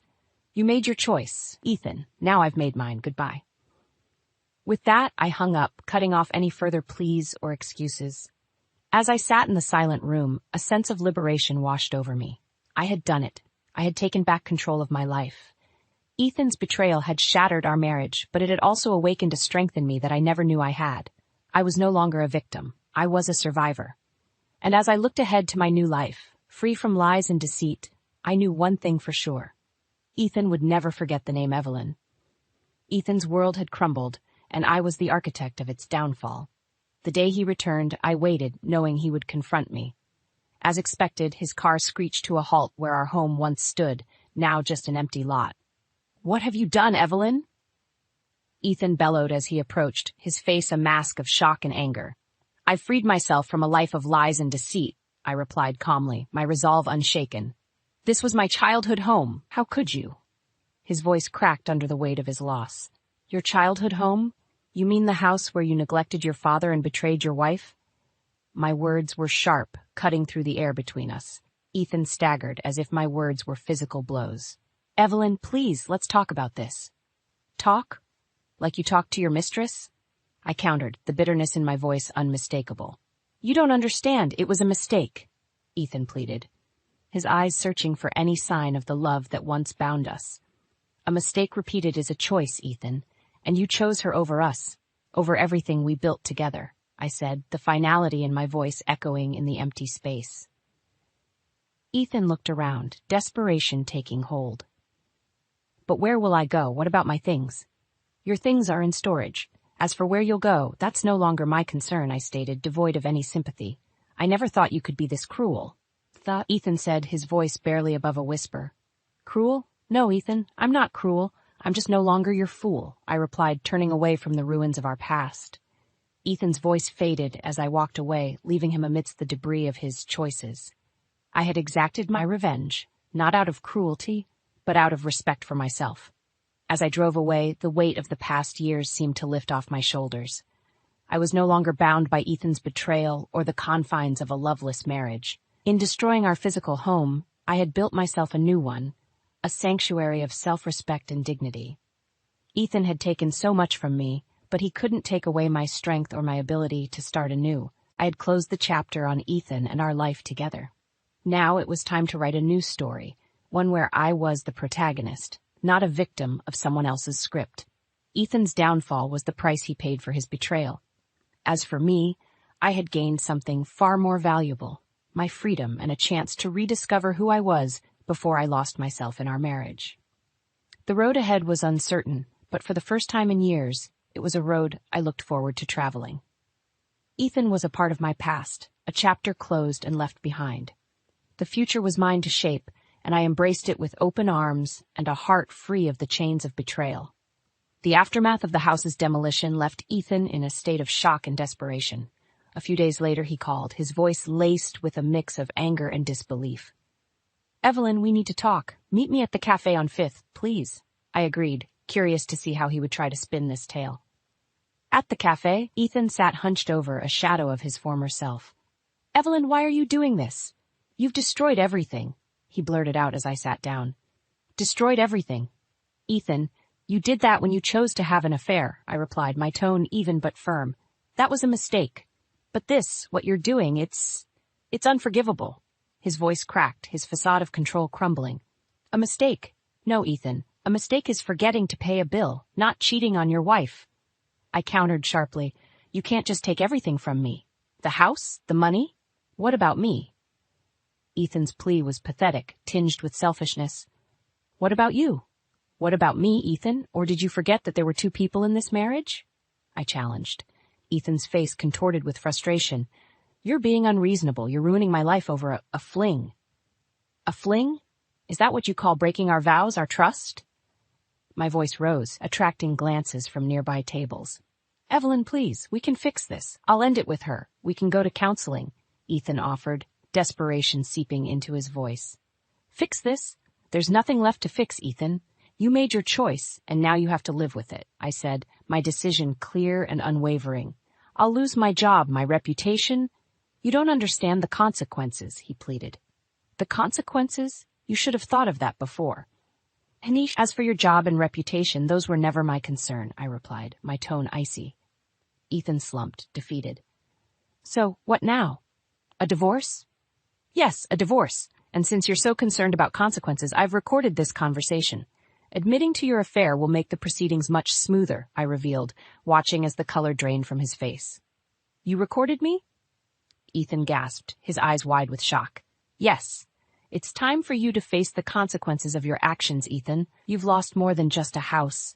You've lost a wife who loved you, a family that respected you, and a life that you took for granted," I stated, standing up to leave. As I walked away, I didn't look back. Ethan's voice, calling out to me, was just a distant echo. I had closed that chapter of my life, and there was no turning back. The price of betrayal was high, and Ethan was paying it in full.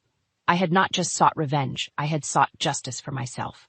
The future was uncertain, but it was a future where I was no longer shackled by Ethan's deceit. I was free, and that freedom was the sweetest victory of all. The dust had settled, and Ethan's world was irrevocably altered. The divorce proceedings were swift, fueled by the incontrovertible evidence of his affair.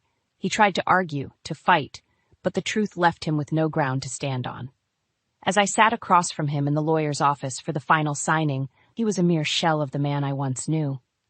"Evelyn, please, can't we rethink this?" Ethan's voice was a desperate whisper. "There's nothing left to rethink, Ethan. You made your choices, and now I've made mine," I replied, my voice steady and resolute. With each signature, I felt a chapter of my life closing, a chapter filled with pain, betrayal, and ultimately liberation. When it was over, Ethan tried to speak, but I cut him off.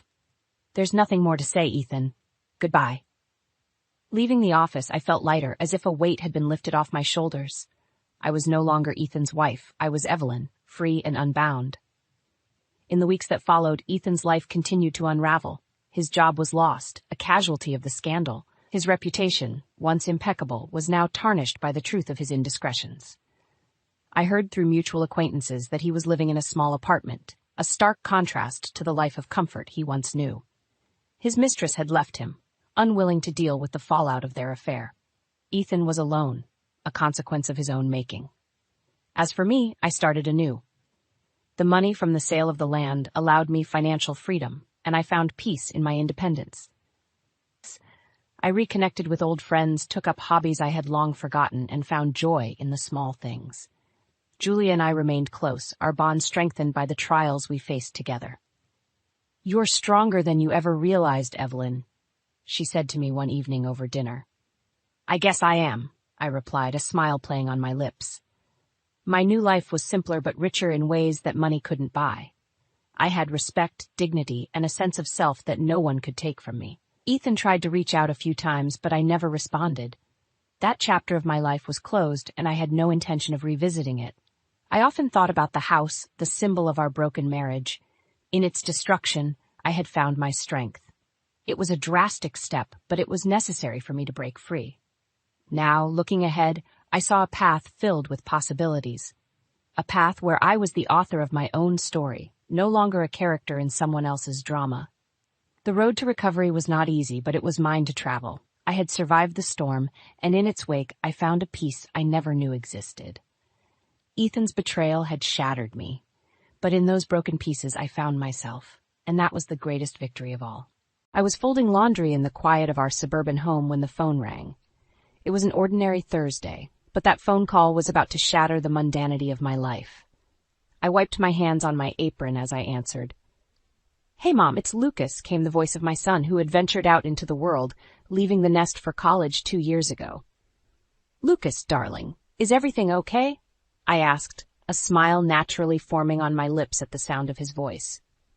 There was a pause, a hesitation I wasn't used to with Lucas. "Mom, I need to ask you something. Where's Dad these days?" I frowned slightly, puzzled. "Your father? He's been really busy with work. He's staying at the company's apartment for a while." "Why do you ask?" Another pause, longer this time. Lucas's voice, when it came, was laden with uncertainty. "Mom, I think Dad's company doesn't have any company apartments." My heart skipped a beat. "How do you know that?" "Well, I was at this job fair, and I overheard some people talking about Dad's company. They said there aren't any company apartments. Mom, is it possible that Dad is lying to us?" The room suddenly felt colder, the walls closing in. I struggled to maintain my composure. "Lucas, are you sure? Maybe you misunderstood." "No, Mom, I'm sure, and I think Dad is seeing someone else." The words hit me like a physical blow. "Lucas, that's a serious accusation. Are you sure you're not mistaken?" "I wish I were, Mom. I saw Dad with this woman younger, maybe in her 20s. They seemed close. Too close." My hands trembled, the phone almost slipping from my grasp. The man I had spent 20 years of my life with? Could he really betray us like this? "Mom, are you there?" Lucas's voice was laced with concern. I took a deep breath, trying to steady my voice. "Yes, I'm here. Lucas, thank you for telling me. I need some time to think about this. We'll figure this out, Mom. I'm here for you," he said firmly. After I hung up, I sat at the kitchen table, the unfinished laundry forgotten. My mind raced with questions and fears. Had I been so blind? Was the love and trust I invested in my marriage a mere facade? The thought of Mark with another woman, especially someone Lucas's age, churned my stomach. I had to find out the truth. But how? The idea of confronting Mark terrified me. Yet the thought of living in ignorance was even worse. I needed answers, and I was determined to get them, no matter how painful they might be. As the sun set outside, casting long shadows across the room, I realized that my once peaceful life was now on the brink of a storm, and I had to brace myself for whatever was coming. Saturday morning dawned with a heaviness that seemed to mirror my mood. Mark was due to visit this weekend, but the thought no longer brought me joy. The words of my son, Lucas, echoed in my mind, tainting every memory I had of Mark. As I prepared breakfast, the doorbell rang. It was my in-laws, George and Helen, arriving for their weekly visit. Despite the turmoil within, I greeted them with a forced smile. "Emma, dear, you look a bit off. Is everything all right?" Helen asked, her sharp eyes missing nothing. "Just a headache," I lied, unwilling to burden them with my suspicions. We sat around the breakfast table, chatting about mundane things. But my heart wasn't in it. My gaze kept drifting to Mark's empty chair, a stark reminder of the growing distance between us. When the topic turned to Mark, Helen's tone was warm. "He's been working so hard lately. You must be proud of him, getting that big project at the office." I nodded, my throat tight. "Yes, very proud." George, always the jovial one, chimed in. "Remember how he used to say he'd be a big shot one day? Looks like he was right." Their pride in their son was palpable, and it twisted the knife in my heart further. How could I shatter this image they had of Mark? The loving son, the dedicated husband. But beneath that facade lay a different truth, one that Lucas had unwittingly uncovered. As they continued to praise Mark, a part of me wanted to scream, to tell them that their perfect son was a liar, a cheat. But I couldn't, not without proof. The rest of their visit passed in a blur. I was there, but not really. My mind was elsewhere, caught in a storm of betrayal and hurt. After they left, I found myself wandering through the house, lost in thought. Our home, once a haven of love and security, now felt like a house of cards, ready to collapse at any moment. I stumbled upon a photo album, pages filled with pictures of happier times. Mark and I laughing, holding each other. Was it all just a lie? Had I been living a dream while he lived a double life? That evening, as I lay in bed, sleep eluded me. I realized that I couldn't let this go. I needed to confront Mark, to hear the truth from his lips. Whatever that truth might be, I was ready to face it. I had to be. For my own sanity. And deep down, a part of me yearned for revenge. If Mark had shattered our vows, then he didn't deserve my silence. He didn't deserve the facade of a happy family that I had helped build. As the night deepened, so did my resolve. I would confront Mark, and if my fears were confirmed, he would pay for his betrayal. In what way, I wasn't sure yet, but he would pay. Monday arrived with a sense of foreboding. I had spent the weekend in turmoil, oscillating between denial and a desire for the truth. Today I decided I would confront Mark. As the clock ticked closer to the time Mark was due to arrive, my anxiety grew. My hands trembled as I prepared coffee, each spoonful of sugar sounding unnervingly loud in the silent kitchen. The doorbell rang, jolting me from my thoughts. Taking a deep breath, I opened the door. Mark stood there, his smile faltering slightly as he noticed my somber expression. "Emma, what's wrong?" he asked, stepping inside. I led him to the living room, my heart pounding. "We need to talk, Mark." He looked concerned now, his eyes searching mine. "Of course, anything." I took a deep breath, the words I had rehearsed all weekend spilling out. "Lucas called. He said something disturbing about you being unfaithful." Mark's reaction was immediate, his face flushed, his eyes darting away. "Lucas said what? That's ridiculous, Emma." But his denial lacked conviction, his voice betraying him. I pressed on, the hurt and anger giving me strength. "He saw you, Mark, with a younger woman. He's convinced you're having an affair." Mark's posture stiffened, his expression hardening. "Lucas is mistaken. I can't believe you'd think I'd do something like that." But the more he denied, the clearer the truth became. His body language, the evasion in his eyes, it all pointed to one painful reality. Mark was lying. "Are you really going to stand there and lie to me, Mark?" My voice trembled with emotion. "After all these years, you owe me the truth." For a moment he looked like he might confess. But then his face closed off, his voice cold. "I have nothing to confess, Emma. If you choose to believe Lucas over me, then that's your problem." His words felt like a slap in the face. The man I had loved, trusted, and supported was now a stranger, hiding behind a veil of lies and deceit. The conversation spiraled into an argument, accusations and denials flying. But no confession came. Mark maintained his innocence, even as his lies crumbled around him. Finally, exhausted and emotionally drained, I ended the confrontation. "I can't do this anymore, Mark. I don't know who you are." Mark left, his departure leaving a cold void in the house. I sat there alone, the weight of his betrayal crushing me. But amidst the pain, a fire was kindling within me. A fire fueled by betrayal and the desire for revenge. Mark had chosen to deceive and hurt me. Now, it was my turn to make him pay for his lies. I didn't know how yet, but I was determined. Mark would not get away with this. He would feel the consequences of his actions, just as I was feeling the pain of his betrayal. The days following my confrontation with Mark were a blur of emotions.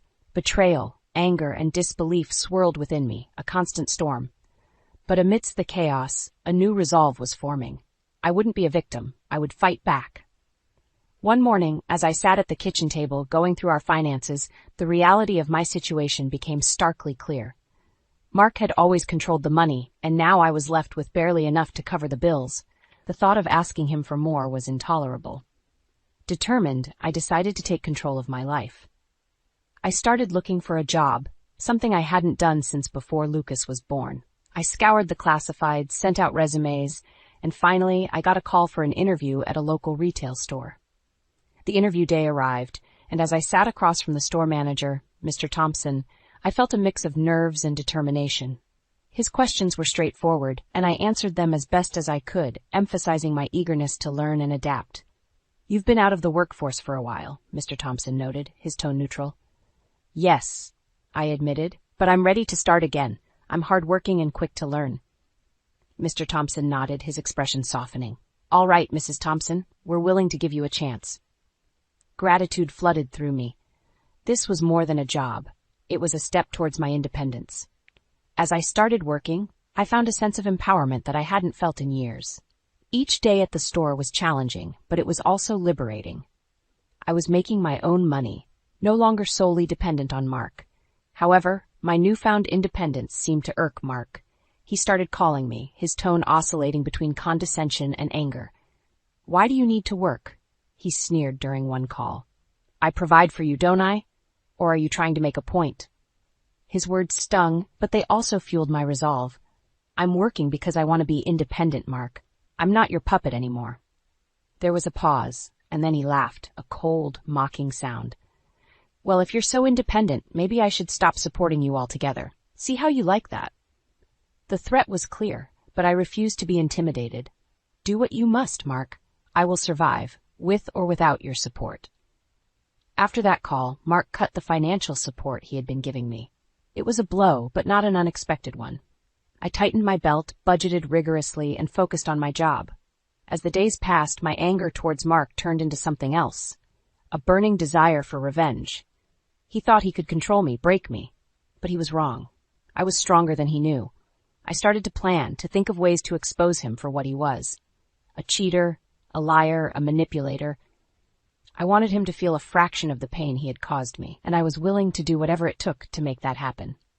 The opportunity for my revenge presented itself unexpectedly. Mark's parents, George and Helen, invited us for a family dinner, a tradition we had maintained for years. This time, however, the dinner was anything but ordinary for me. It was the stage where Mark's facade would crumble. I arrived early to help with preparations, my heart heavy yet determined. Helen noticed my subdued mood, but attributed it to stress. Little did she know the turmoil that churned within me. As we were setting the table, the doorbell rang. It was Mark, his usual confident self, unaware of the storm that was about to hit him. Following him was Lucas, my son, the bearer of the truth.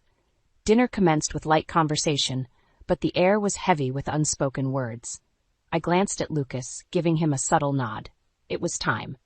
Lucas cleared his throat, commanding the attention of the table. "There's something I need to say, something about Dad." Mark laughed it off.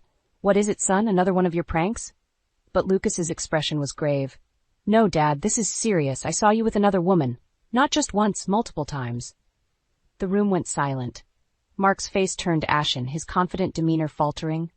"What are you talking about, Lucas?" "That's nonsense," Mark stammered, but his voice lacked conviction. Lucas's gaze was unwavering. "I saw you, Dad. You were with her at a hotel. She's young, about my age. You can't deny it." Helen gasped, her hand flying to her mouth. George's face hardened, his eyes narrowing at Mark. "Is this true, Mark? Are you cheating on Emma?" Helen's voice was a whisper, laced with disbelief and pain. Mark's facade finally broke. He looked from face to face, realizing the gravity of the situation. "It's not what you think. She's just a colleague." But his weak defense fell on deaf ears. The damage was done. George stood up, his voice thundering. "You bring shame to this family. How could you do this to Emma, to your own son?" Mark tried to argue, to justify his actions, but his words were empty, hollow. The truth was laid bare for all to see. I watched, a mix of satisfaction and sorrow in my heart. Mark had been exposed. His betrayal, his lies, all out in the open. But the pain it caused his parents, the disappointment in Lucas's eyes, was a bitter pill to swallow. The dinner ended abruptly, the family shattered by the revelation. Mark left, his head hung low, his image as the perfect son, the perfect husband, destroyed. As I drove home that night, a part of me felt vindicated, but another part grieved for the loss of the family I once knew. Yet amidst the chaos, I knew one thing for certain. Mark would pay for his betrayal. This was just the beginning of his downfall. The fallout from the dinner was immediate and far-reaching. Mark's betrayal had not only fractured our family, but also stained his reputation. His parents, once his staunchest supporters, were now his fiercest critics. In the following weeks, I watched as Mark's life began to unravel. His affair, once hidden in the shadows, was now public knowledge, and the consequences were devastating. His work suffered, friends distanced themselves, and even our son, Lucas, struggled to come to terms with his father's actions. But amidst the chaos, a plan formed in my mind, a plan for retribution. Mark had taken so much from me, it was time he understood the pain he had inflicted. I began by reaching out to a lawyer, a friend from before I married Mark. I explained my situation, the years of emotional neglect, and Mark's recent infidelity. She was sympathetic and immediately offered to help. "We'll make sure you get what you deserve, Emma. It's time for Mark to face the consequences of his actions," she said with determination. Armed with legal support, I confronted Mark about a divorce. He was taken aback, his arrogance faltering under the weight of his crumbling world. "Emma, please, let's talk about this. I know I made a mistake, but I can change," he pleaded, a shadow of his former self. But I was resolute. "It's too late for that, Mark. You've made your choices, and now you must live with them." The divorce proceedings were messy, as Mark tried to cling to his rapidly diminishing assets. But my lawyer was relentless, and in the end, I was awarded a significant portion of our shared assets, including the house. As Mark's world crumbled, I began to rebuild mine. The divorce had granted me a substantial settlement, which I used to secure my financial independence. I continued working, finding solace and strength in my newfound autonomy. The final blow to Mark came unexpectedly. His affair with the younger woman, now his only solace, ended abruptly. She left him, unable to cope with the public scrutiny and the reality of being with a man whose life was in ruins. Mark was left alone, a shadow of the man he once was. His career, his reputation, his personal life, all had fallen apart because of his choices. As for me, I found peace in my independence. I reconnected with old friends, explored new hobbies, and even began dating again, something I hadn't thought possible. The path to healing was long and fraught with challenges, but I emerged stronger, wiser, and more resilient. Mark's betrayal had broken me, but in the end, it had also freed me. I had faced my deepest fears and come out victorious. And though I took no pleasure in Mark's downfall, there was a sense of justice in seeing him face the consequences of his actions. He had chosen his path, and now he had to walk it alone. As I looked to the future, I knew that new horizons awaited me, horizons filled with hope, strength, and the promise of a life lived on my terms. I sat in the dim light of the study, my fingers trembling as they clutched the DVD. The label read, "The Birth of Nathan, April 17th, 2023.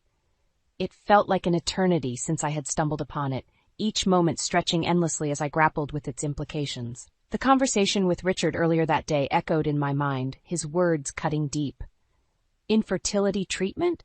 Why bother with that? Just focus on your duties around here, he had dismissed.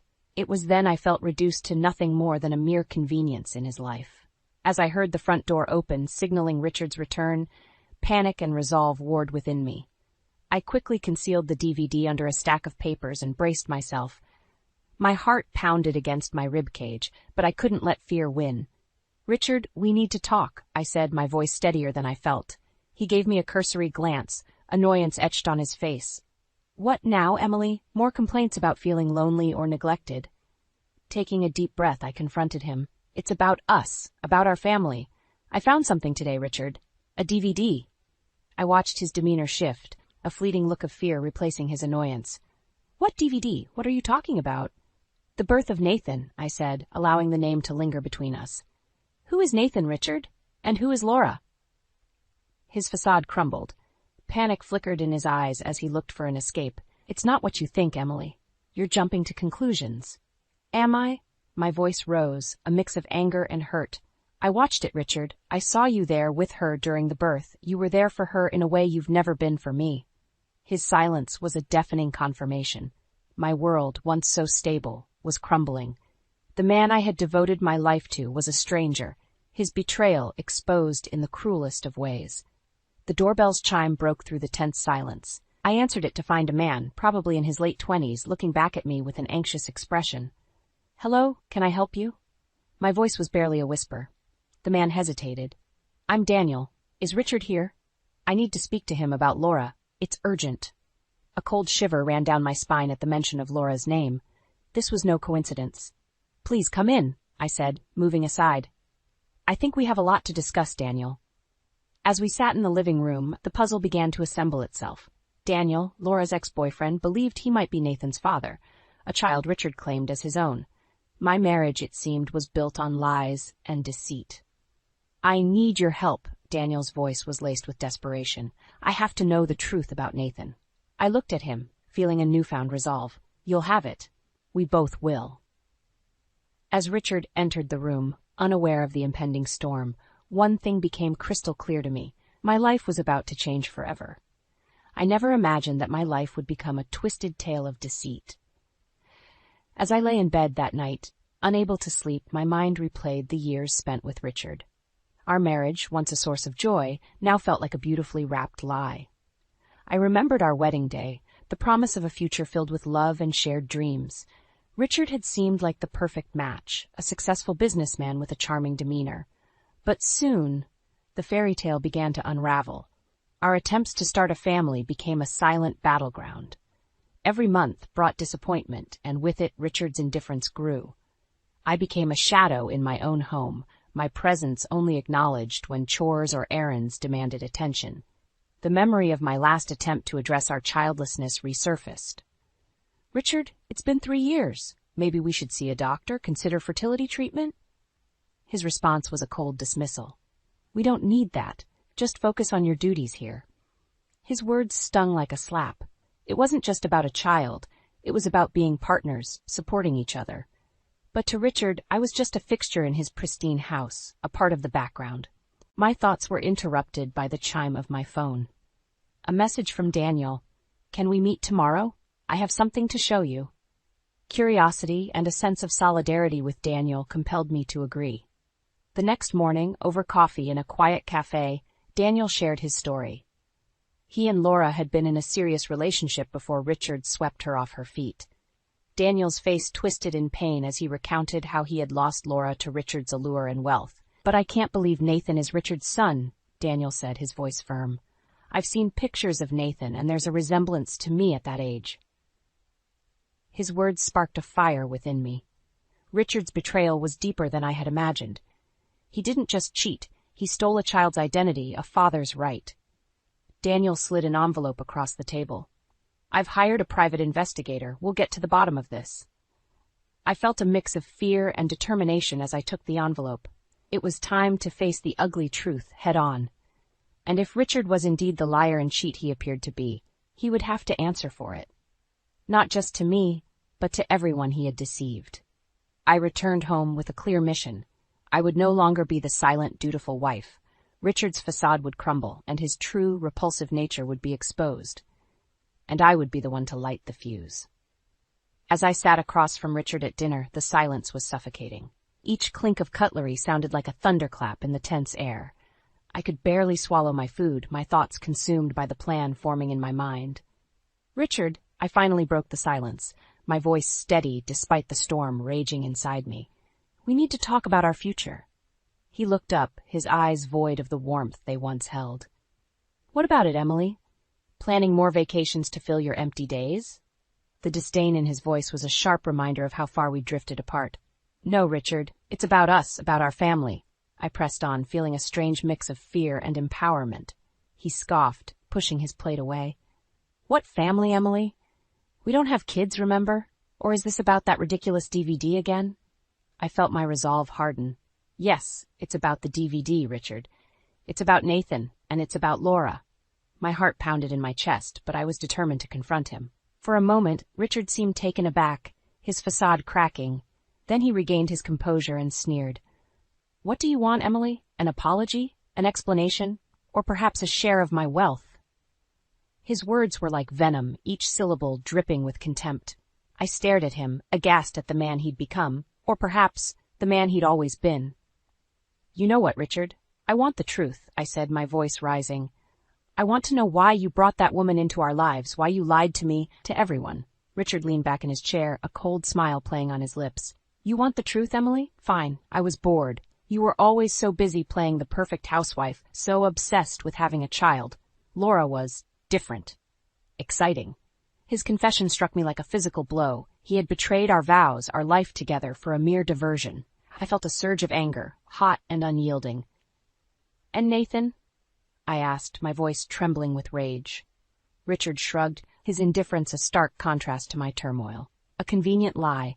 Laura needed a father for her child, and I needed entertainment. I stood up, my chair scraping loudly against the floor. "You're despicable, Richard. You used a child, a woman, to satisfy your selfish needs, and you used me, your wife." Richard stood too, his eyes gleaming with malice. "And what will you do about it, Emily? Divorce me? Go ahead. You'll be left with nothing. His threat hung in the air, but it no longer frightened me. I had nothing left to lose. I'll do more than just leave you, Richard, I said, my voice cold and resolute. I'll expose you for the fraud you are. Everyone will know the truth about Richard the Great. As I stormed out of the room, leaving Richard in stunned silence, I knew there was no turning back. The battle lines were drawn and I was ready to fight. I met with Daniel early the next morning, the winter sun casting a pale light over the city. He greeted me with a solemn nod, his eyes reflecting a shared determination. We need to expose Richard, Emily, Daniel said as we found a quiet corner in the bustling cafe. I have information from the private investigator. It's not pretty. I braced myself, knowing that whatever Daniel had to say would only fuel the fire of my resolve. Tell me everything, I urged, my voice firm. Daniel slid a folder across the table to me. Inside were photographs, bank statements, and a timeline of Richard's deceit. It was all there in black and white. The affair with Laura, the secret payments, the lies he had woven so skillfully. It's worse than we thought, Daniel said gravely. Richard has been supporting Laura financially. He's been paying for her apartment, her living expenses, everything. I felt a cold fury settle in my chest. Richard had not only cheated on me, but had also used our resources to sustain his illicit affair. And Nathan? I asked, my voice barely above a whisper. Daniel hesitated, then spoke. Nathan is most likely your child, Emily. Laura was already pregnant when she met Richard. He knew it and still played the doting father to the world. The revelation hit me like a tidal wave. Richard's betrayal was more profound than I could have ever imagined. He had stolen the identity of a child, my child, for his twisted game. We have to bring this to light, I said, the words tasting like ash in my mouth. We'll expose him at the family gathering. It's in 2 weeks. Everyone will be there. Daniel nodded in agreement. I'll be there too. We'll confront him together. The next 2 weeks passed in a blur of preparation and restless nights. I felt like a shadow in my own home, avoiding Richard's gaze, ignoring his attempts at conversation. My heart was set on one thing only, revenge. The day of the gathering arrived, a cold and clear winter day. The family home was filled with laughter and chatter, a stark contrast to the storm brewing inside me. As the evening wore on, I found my moment. I stood, my hands trembling slightly, and addressed the room. Ladies and gentlemen, I have something to show you. Something that will change the way you see Richard. All eyes turned to me, including Richard's, which held a flicker of fear for the first time. I played the DVD, the images of Laura giving birth, Richard by her side, filling the screen. The room fell into stunned silence. This is not just any woman, I said, my voice steady. This is Laura, Richard's mistress. And the child? He's mine. Richard has been living a lie. The gasps and murmurs filled the room. Richard stood up, his face contorted with rage. Emily, what is this madness? He spat out. You're embarrassing yourself and our family. But I stood my ground. No, Richard, the only embarrassment here is you. Your lies, your deceit, it all ends tonight. Daniel stepped forward, his presence a silent support.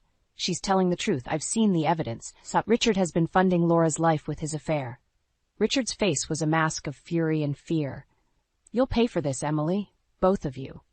But it was too late. The truth was out, and Richard's world was crumbling around him. As the family erupted into chaos, I felt a strange sense of calm. I had done it. I had exposed Richard for the fraud he was, and in doing so, I had reclaimed my life. The family gathering had turned into a battlefield, and I stood at its center, my heart pounding with a mix of fear and triumph. Richard's mask of composure had slipped, revealing the man he truly was. You've gone too far, Emily, Richard hissed, his face twisted in anger. You're trying to ruin me with lies. His denial only fueled my resolve. Lies? You call this a lie? I gestured to the screen, still displaying the image of him with Laura. The truth is right there for everyone to see. Murmurs rippled through the room. Relatives exchanged shocked glances, their expressions ranging from disbelief to disgust. Richard's mother, a kind woman who had always treated me like a daughter, her voice trembled with emotion. Richard, how could you do this? To Emily, to our family? Richard's gaze darted around the room, seeking an ally, finding none. Mother, it's not what it looks like. Emily is manipulating everything. But his words fell on deaf ears. The evidence was overwhelming. The family's disappointment and anger were palpable. Daniel stepped forward, his voice steady. There's more. Richard has been financially supporting Laura and her child, using family funds. He's been living a double life. The revelation sent another shockwave through the room. Richard's father, a stern man of few words, rose from his seat. Is this true, Richard? Have you been stealing from your own family? Richard's composure crumbled. It's not stealing. I earned that money. I can do what I want with it. His selfishness was on full display, and the family recoiled from him as if he were a stranger. You're no son of mine, his father declared, his voice echoing with finality. I felt a strange sense of detachment as I watched Richard's world fall apart. He had built his life on lies and deceit, and now he was paying the price. Emily, I'm sorry, Richard said, turning to me with desperation in his eyes. I never meant for it to go this far. Please, let's talk about this. But it was too late for apologies. There's nothing to discuss, Richard. I want a divorce, and I want you out of my life for good. The room fell silent, the weight of my words hanging in the air. Richard looked around, his expression one of disbelief, as if he couldn't comprehend how quickly his life had unraveled. As I left the room, followed by a stunned silence, I knew that this was just the beginning. Richard would face the consequences of his actions, and I would start a new chapter of my life, free from his lies. The days following the family gathering were a whirlwind. News of Richard's deceit spread like wildfire, tarnishing his once respected name. I watched from a distance as the empire he built on lies crumbled around him. Richard attempted to reach out, his messages oscillating between pleading and anger. Emily, we can fix this. Don't throw away what we have over one mistake, one message read. The next would be filled with accusations. You've ruined me. How could you be so heartless? But I remained resolute. His words no longer held power over me. I was done being a pawn in his twisted game. As the divorce proceedings began, Richard's true nature became even more apparent. He fought tooth and nail for every penny, his greed overshadowing any remnants of the man I once loved. I won't let you leave me with nothing, he spat during one of our meetings. You think you can destroy me and walk away? I'll make sure you regret this. But his threats were empty, his power waning. The evidence of his infidelity and misuse of funds had left him with little legal ground to stand on.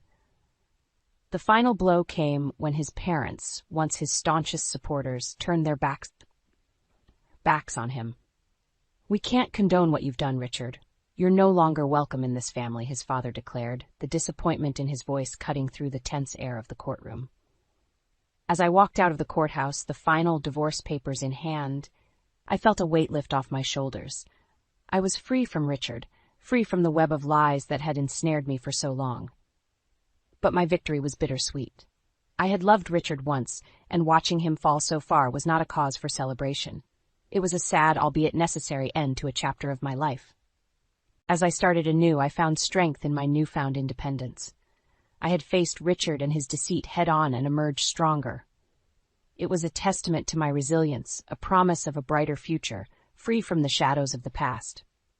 The day I signed the divorce papers, I felt a complex mix of emotions. Relief, certainly, but also a sense of loss for what might have been. Richard, once a man I loved, had become a stranger defined by his greed and deceit. I started rebuilding my life piece by piece. The process wasn't easy. There were days when the weight of the past years seemed too much to bear. But with each passing day, I grew stronger, more confident in my newfound independence. One afternoon, several months after the divorce, I found myself at a small, quaint cafe. The place was a stark contrast to the lavish lifestyle I had once known with Richard. It was here, amidst the simple, unpretentious surroundings, that I finally felt at peace. As I sipped my coffee, lost in thought, a familiar face caught my attention. Daniel walked in, looking around before his eyes met mine. He smiled, a warm, genuine smile that reached his eyes. Emily, it's good to see you, he said, taking the seat opposite me. Daniel, how have you been? I asked, returning his smile. Well, I've been busy, working on a new project, keeping myself occupied, he replied. And you? How are you holding up? I took a moment before answering, reflecting on the journey I had been through. I'm doing well, actually. It's been a time of self-discovery, of healing. We talked for hours, our conversation flowing easily. Daniel shared his dreams for the future, his passion for his work. I found myself opening up about my aspirations, my hopes for a new chapter in my life. As the cafe began to empty, Daniel reached across the table, taking my hand in his. "Emily, I've seen the strength and courage you've shown. You've inspired me in more ways than you can imagine." His words warmed my heart, and I felt a connection with him, a bond forged through shared adversity. "Daniel, I started, but words failed me." He squeezed my hand gently. "I know, Emily, and I'm here whenever you're ready to start again, to start something new, together." I looked into his eyes, seeing the kindness and understanding that had been absent in my life for so long. In that moment, I realized that while one chapter had closed, another was waiting to be written. "Thank you, Daniel," I whispered, a sense of hope blossoming within me. "I think I'm ready to start that new chapter now." As we left the cafe together, I felt a lightness in my step, a sense of optimism about the future. Life had thrown me into the depths of despair, but I had emerged stronger, ready to embrace whatever lay ahead. In the lush heart of an upscale neighborhood stood the property that could change my life.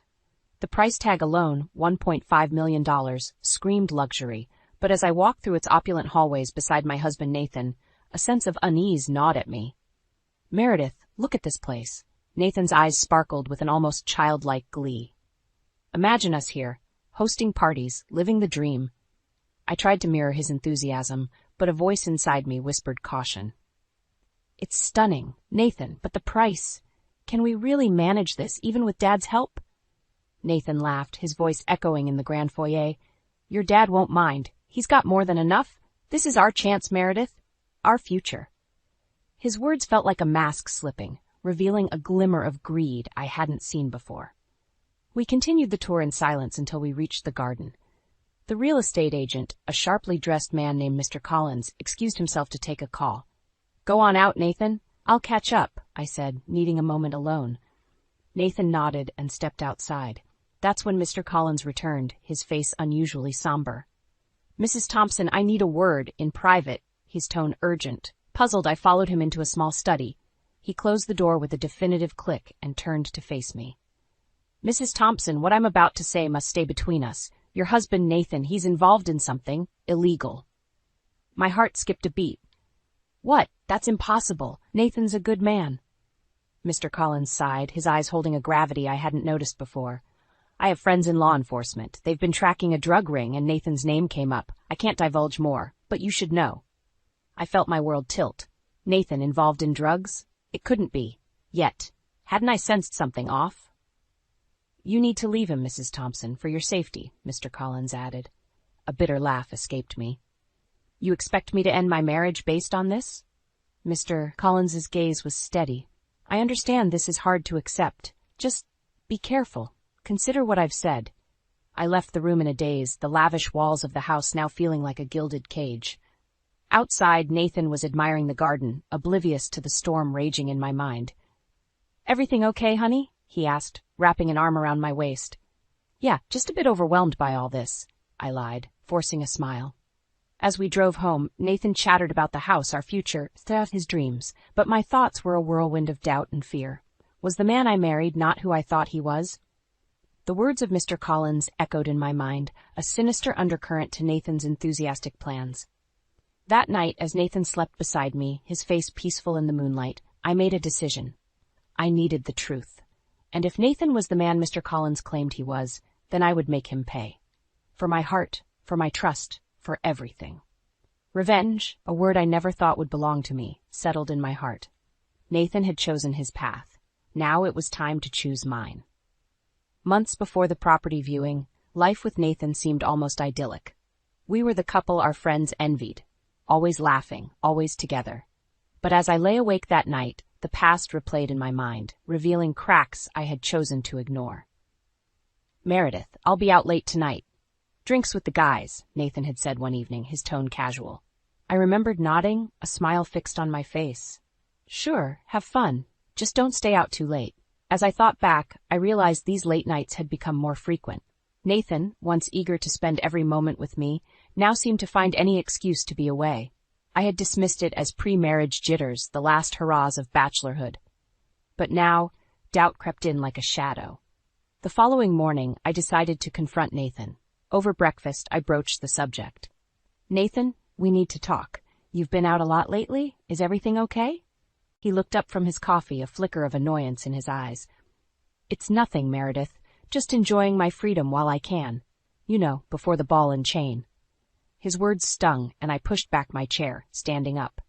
"Is that how you see our marriage? A ball and chain?" Nathan's expression softened, and he reached for my hand. "I didn't mean it like that, Meredith. I love you. I'm just getting it all out of my system." I wanted to believe him, to return to the blissful ignorance I had basked in. But the seed of doubt Mr. Collins planted refused to be ignored. That afternoon, I called my best friend Lisa, seeking a sounding board. "Lisa, do you think I'm overreacting? Nathan's been so distant lately." Lisa's voice was hesitant. "Meredith, you know I love you both, but I've seen Nathan out. He's not always with the guys." Her words were a punch to my gut. "What do you mean?" "He's been seen around town with some unsavory characters." I didn't want to say anything, but I felt a chill run down my spine. Nathan's late nights, his evasive answers, and now Mr. Collins's warning, it all began to form a sinister picture. Over the next few days, I observed Nathan. His phone, once left carelessly around the house, was now always on him, buzzing with constant messages. His once warm demeanor towards me cooled, replaced by a detached politeness. One evening, as Nathan prepared for another night out, I confronted him again. "Nathan, who are you meeting tonight? You're always so secretive." He paused, his back to me. "Just some old friends. You wouldn't know them." The lie was evident, and I felt a surge of anger. "Nathan, I'm your wife. If there's something going on, you can tell me." He turned, his eyes hard. "There's nothing to tell, Meredith. Just drop it." As he left, slamming the door behind him, I felt a resolve harden within me. Nathan was hiding something, and I was going to find out what. No more excuses, no more lies. I was done playing the dutiful, oblivious wife. That night, as I sat alone in our cold, silent house, I knew one thing for certain. The man I married was a stranger, and I was going to uncover the truth, no matter the cost. The ensuing days felt like walking through a thick fog. Each smile Nathan flashed, every affectionate gesture now seemed tainted with duplicity. I watched him, the man I had pledged my life to, with a skeptic's eye, searching for the truth behind his mask. One evening, as we sat in our living room surrounded by real estate brochures, Nathan's true nature began to emerge more clearly. "Meredith, look at this one," he said, pointing to a brochure featuring a mansion that screamed opulence. "Your dad won't mind footing the bill for this, right?" I felt a pang of disgust at his casual expectation of my father's wealth. "Nathan, we need to be realistic. We can't exploit my father's generosity." He laughed, a sound that once warmed my heart, now chilling it. "Come on, Meredith. Your dad's loaded. He'd want his little girl to live in luxury." I stared at him, the man I thought I knew, now a stranger driven by greed. "My father's money isn't a ticket to your lavish fantasies, Nathan." His face darkened, and for a moment I saw the man Mr. Collins had warned me about. "So what? You're choosing your dad over me?" I stood up, my hands trembling with a mix of anger and hurt. "This isn't about choosing sides. It's about respect and responsibility, something you seem to have forgotten." Nathan stood as well, his eyes flashing with something akin to fury. "You know what, Meredith? Maybe you're the one who's forgotten what this marriage is about." I felt a cold resolve settle over me. "And what is that, Nathan? Using me for my father's money?" He didn't respond, turning away with a dismissive wave of his hand. That night, I lay in bed, the space between us wider than the physical distance. My mind was made up. I needed to protect myself and my family from this man who had become an embodiment of betrayal. The following day, I made a call to a private investigator. If Nathan wouldn't give me the truth, I would find it myself. I recounted Nathan's late nights, his sudden interest in expensive properties, and Mr. Collins's alarming revelation. "I need to know what he's hiding," I told the investigator. "I need evidence." As I set the plan in motion, a part of me mourned the loss of the love I once felt, but that grief was overshadowed by a burning desire for justice. Nathan had made his choice, and now I was making mine. Weeks passed, and the investigator provided me with updates. Nathan's business meetings were nothing more than rendezvous with known criminals. The late nights were not spent with friends, but in shady dealings. Each report was a nail in the coffin of our marriage. I confronted Nathan one last time, armed with the evidence. "I know about your dealings, Nathan. I know about the people you've been meeting." His reaction was not of remorse, but of rage. "You had me followed? You spied on me?" "Yes, because you left me no choice," I said, my voice steady despite the turmoil inside. "I trusted you, Nathan, and you betrayed me." He scoffed, turning away. "You're just like everyone else. You don't understand what it takes to make it in this world." As he left the room, I knew there was no turning back.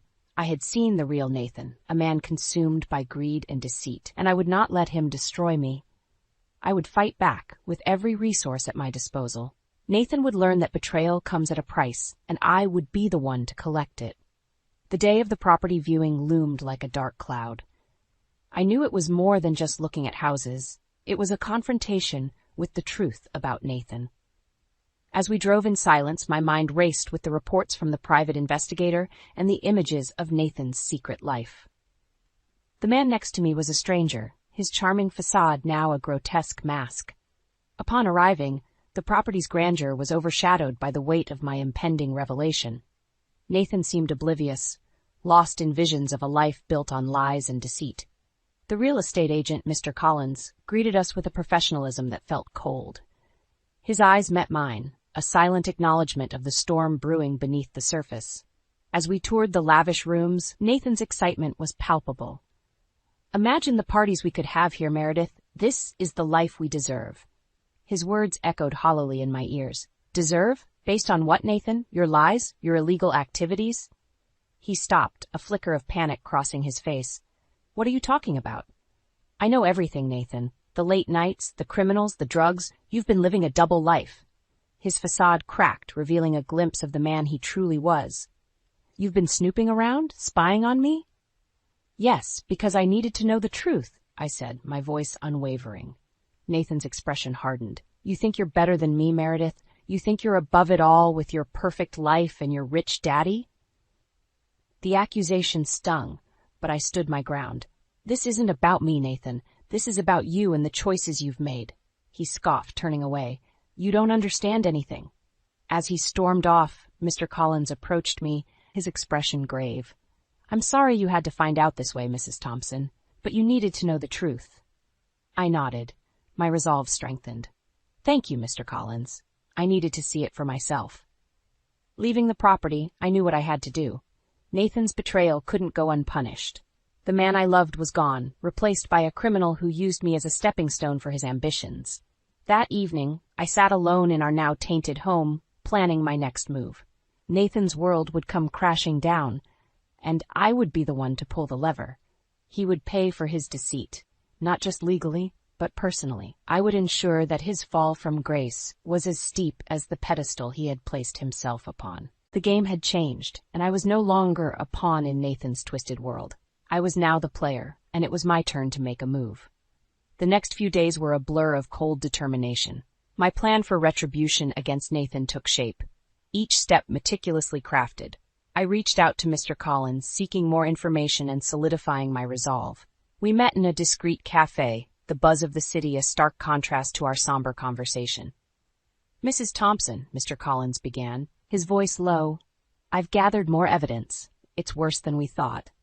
He slid a folder across the table. Inside were photos and documents, undeniable proof of Nathan's entanglement in criminal activities. My hands trembled as I leafed through the evidence. How could he be so reckless? "It's greed, Mrs. Thompson. It blinds people," Mr. Collins replied. I looked up, my eyes burning with a mix of fury and sorrow. "I want to bring him down. He can't get away with this." Collins nodded. "I understand. You have my full support." The following day, I confronted Nathan. He returned home, his usual arrogance on display. I was waiting, the folder of evidence in hand. "Nathan, we need to talk," I said, my voice steady. He smirked, unaware of the storm about to break. "What now, Meredith? More accusations?" I threw the folder on the table. "No, not accusations. Proof." His smirk vanished as he flipped through the documents. "Where did you get this? That's not important. What matters is that your lies are over," I said. Nathan's face contorted with rage. "You think you can corner me like this? You're nothing without me, Meredith." His words were like venom, but I stood unshaken. I was everything before you, and I'll be everything after you're gone. Your time is up, Nathan. He lunged at me, but I was ready. Stepping aside, I let his momentum carry him forward, crashing into the furniture. Stay away from me, I warned, my heart pounding. Nathan picked himself up, his eyes wild. You'll pay for this, Meredith. You think you've won? This is far from over. But I could see the fear in his eyes. He knew his world was crumbling. I'm going to the authorities, I declared. You're going to face the consequences of your actions. As he stormed out, I knew the battle was just beginning. But I was prepared. Nathan had underestimated me, and that was his biggest mistake. My heart ached with the betrayal and loss, but it was overshadowed by a burning desire for justice. Nathan's fall from grace would be a spectacle, and I would be the architect of his demise. This was more than revenge. It was retribution for every lie, every deceitful smile, every moment he thought he could use me and walk away unscathed. The game of deception was over, and I was writing the final act. Nathan would learn that betrayal comes with a price, and I was here to collect. The day of reckoning arrived with a heavy air. I stood in the living room, the evidence of Nathan's betrayal neatly compiled on the coffee table, waiting for him to return. My heart raced with a mix of fear and anticipation. Today, Nathan's charade would end. The sound of the door opening sent a shiver down my spine. Nathan walked in, his usual confident stride faltering as he saw the determined look in my eyes. "Meredith, what's this about?" he asked, trying to maintain his composure. "It's about the truth, Nathan," I replied, my voice unwavering. "The truth about who you really are." He scoffed, attempting to deflect. "You're being dramatic. Let's just talk this out." I pushed the folder towards him. "Talk? Like how you talked your way into illegal dealings? Or how you talked about love while betraying everything we stood for?" Nathan's facade began to crumble, his eyes betraying a flicker of panic. "Meredith, you don't understand. I did this for us, for our future." "By destroying it?" I countered sharply. "You did this for yourself, Nathan. Your greed, your lies, you've ruined everything." He lunged towards me, his face contorted with rage. "You think you can judge me?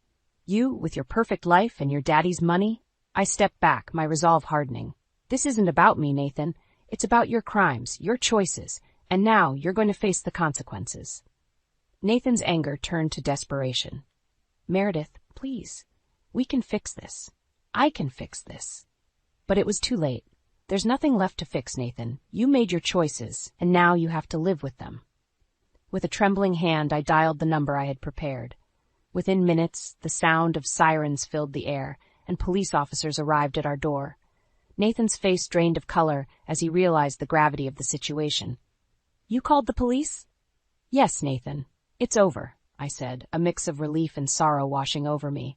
As the officers handcuffed him, Nathan turned to me, his eyes filled with a toxic combination of anger and disbelief.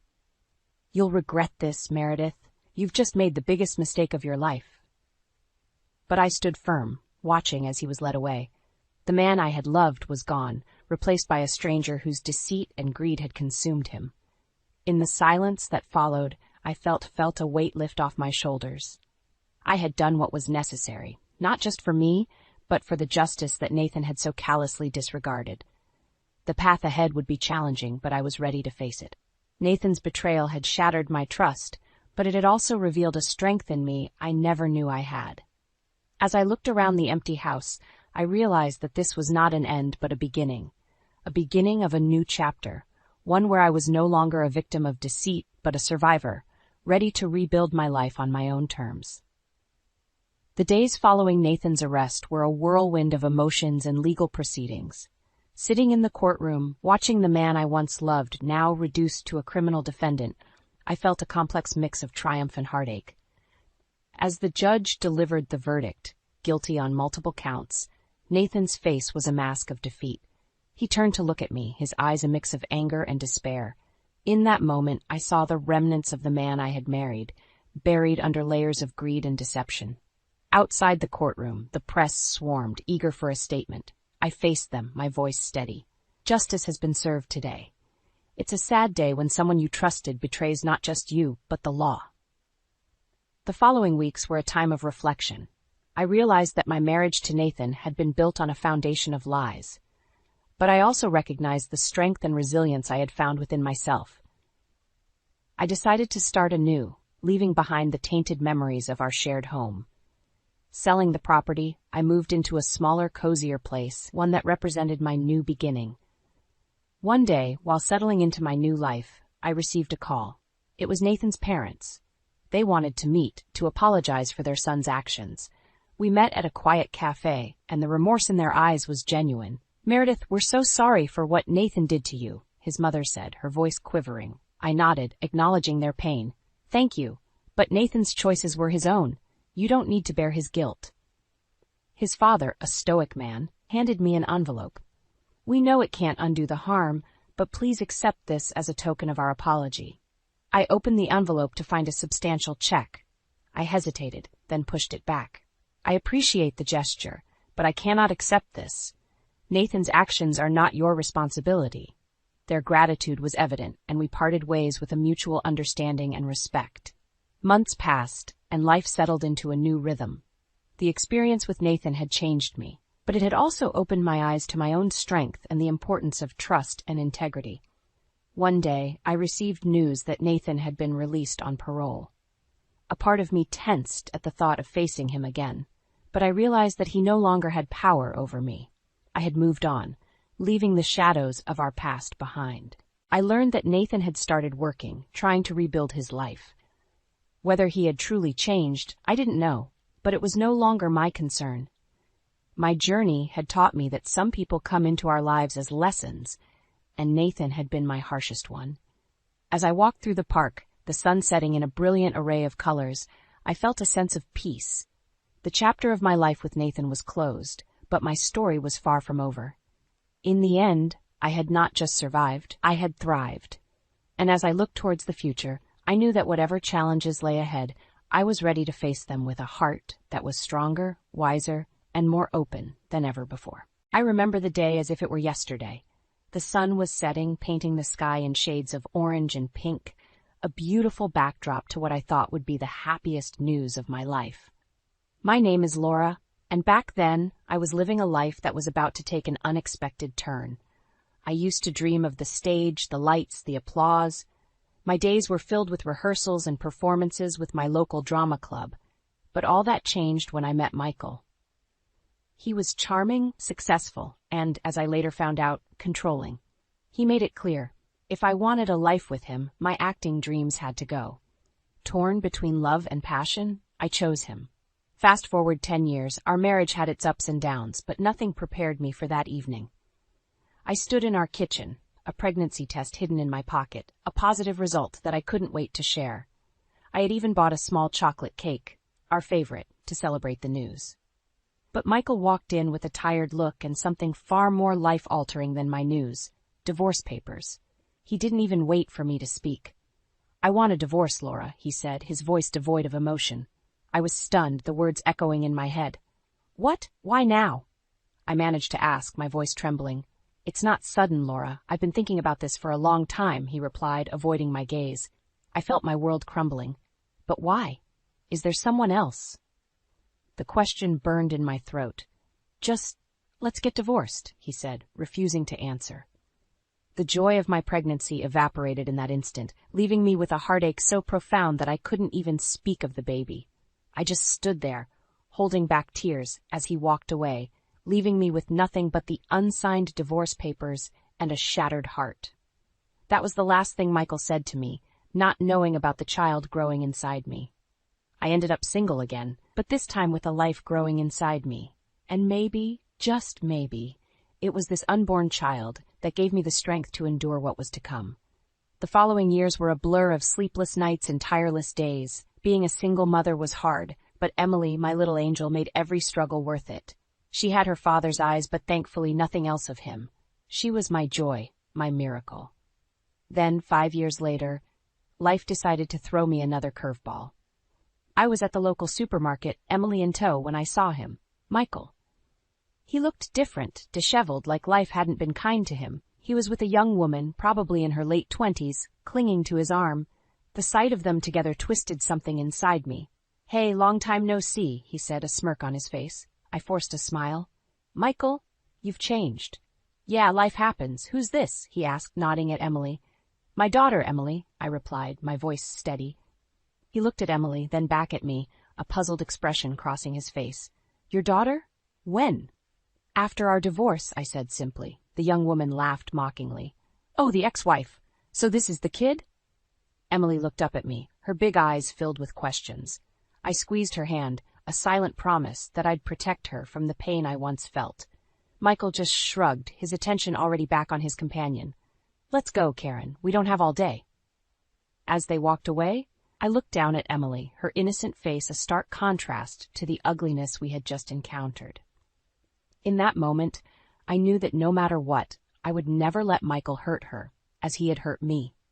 Life after Michael was a series of challenges and triumphs. I raised Emily, my little star, on my own.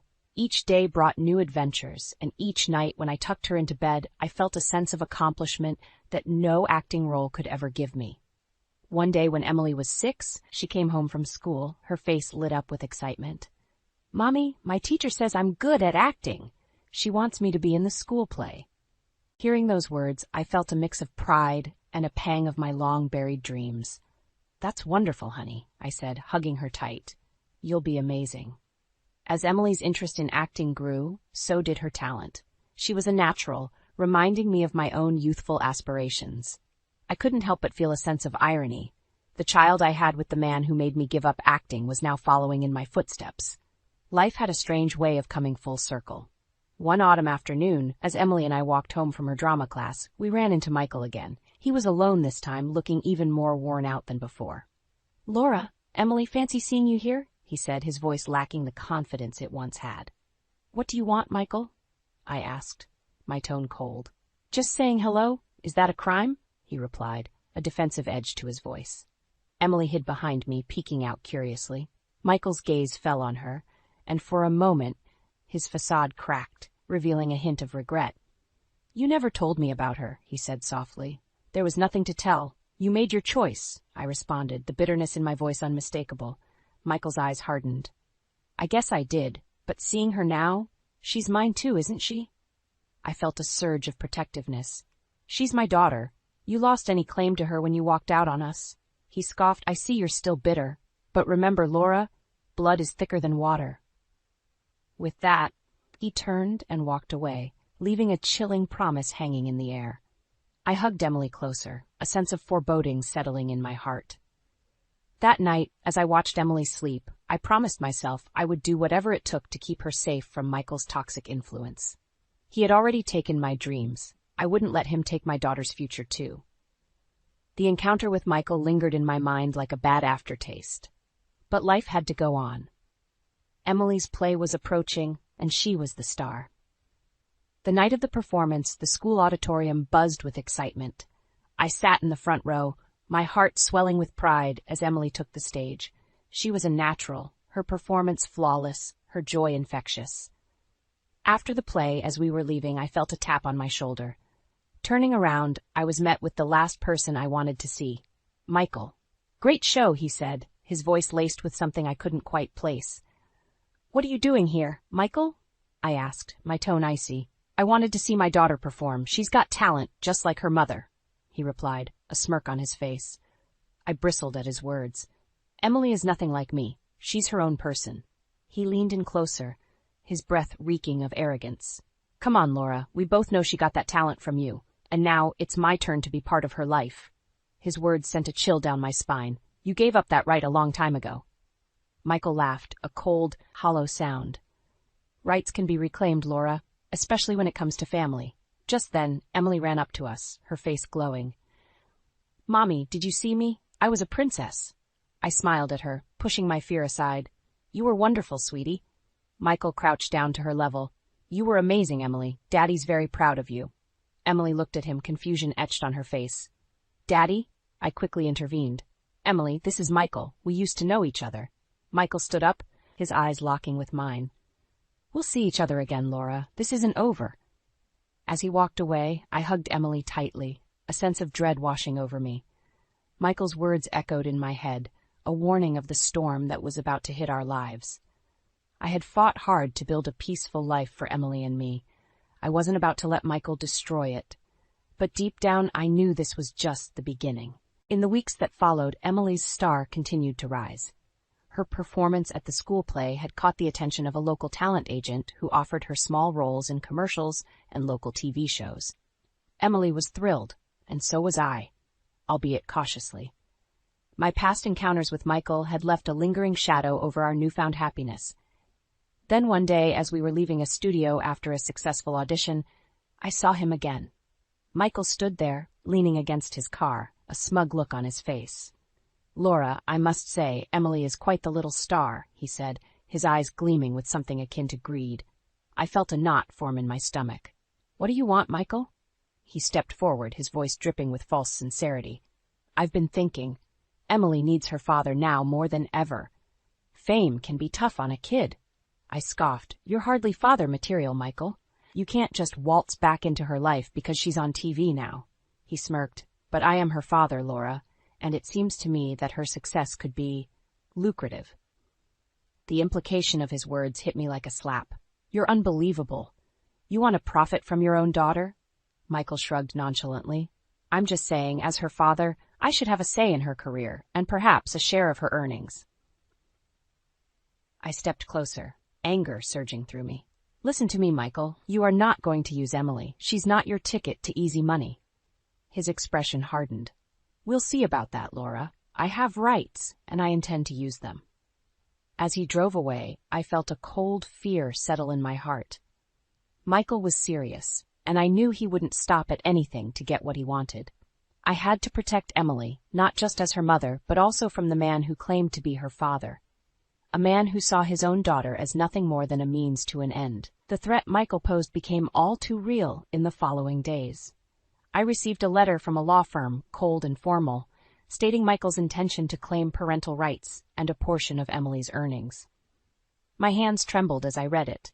The audacity of the man I once loved now seeking to exploit our daughter was chilling. I immediately sought legal counsel. The lawyer, a stern yet kind-hearted woman named Miss Thompson, listened to my story with a furrowed brow. "Don't worry, Laura. We'll fight this. He may be her biological father, but his intentions are clear. It's about money, not Emily's well-being." The day of the court hearing arrived. I sat there, clutching Emily's hand, as Michael and his lawyer presented their case. He spoke of his rights as a father, his voice oozing insincerity. "I only want what's best for my daughter," Michael proclaimed, shooting a glance at Emily, who shrank back in her seat. When it was our turn, Miss Thompson was formidable. "Your Honor, Mr. Michael here showed no interest in Emily until he learned of her budding career.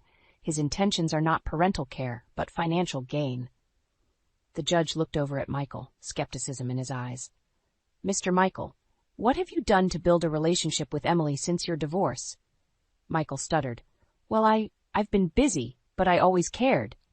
"Your Honor, he's lying," I blurted out, unable to contain myself. "He never cared until now." The judge nodded slowly, making notes. After a tense hour, he delivered his judgment.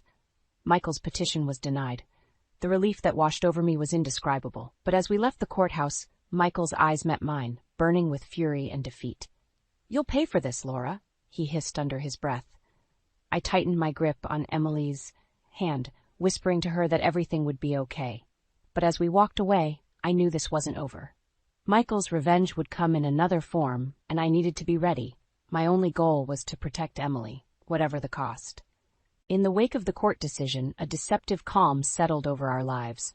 Emily's career continued to flourish, and for a moment it seemed like we could finally move past Michael's shadow. But that peace was shattered one ordinary Tuesday afternoon. I was running late from work, and Emily was at a photo shoot with her manager, Molly. As I hurried towards the studio, my phone rang. It was Molly, her voice laced with panic. "Laura, it's Emily. She's gone." My heart stopped. "What do you mean, gone?" "Michael, he took her." I only looked away for a second, and Molly's voice broke. Rage and fear gripped me. "I'm on my way." I arrived at the studio to find police cars and a crowd of onlookers.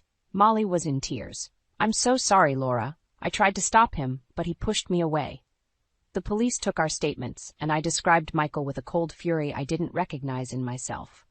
As the reality of the situation sank in, my fear for Emily turned into something fiercer. I wouldn't let Michael harm our daughter. The The next hours were a blur of police questions, flashing lights, and the growing pit of fear in my stomach. I posted on social media, pleading for any information on Emily's whereabouts. The response was overwhelming. Emily's fans mobilized, sharing the post, offering help, and providing leads. Then a breakthrough came. Karen, Michael's girlfriend, reached out. She had seen my post and, in a turn of conscience, provided Michael's location. Armed with this information, the police moved swiftly. They found Michael in a rundown motel, Emily unharmed but scared. As they arrested Michael, I held Emily tight, promising her that she was safe now, that I would never let anything like this happen again. The aftermath was a whirlwind of media attention. Michael was charged with kidnapping, but his lawyer argued for a lesser sentence, citing emotional distress. The thought of him getting away with a slap on the wrist was unbearable. But Emily's agency, worried about the public's perception, urged for a settlement. Reluctantly, I agreed, but on one condition.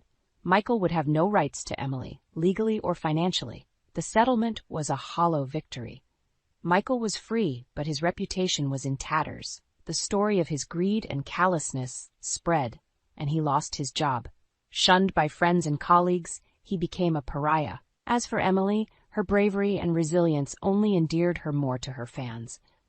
Her career continued to soar, and through it all, she remained grounded, her sweet smile a constant reminder of the strength and love that had carried us through the darkest of times.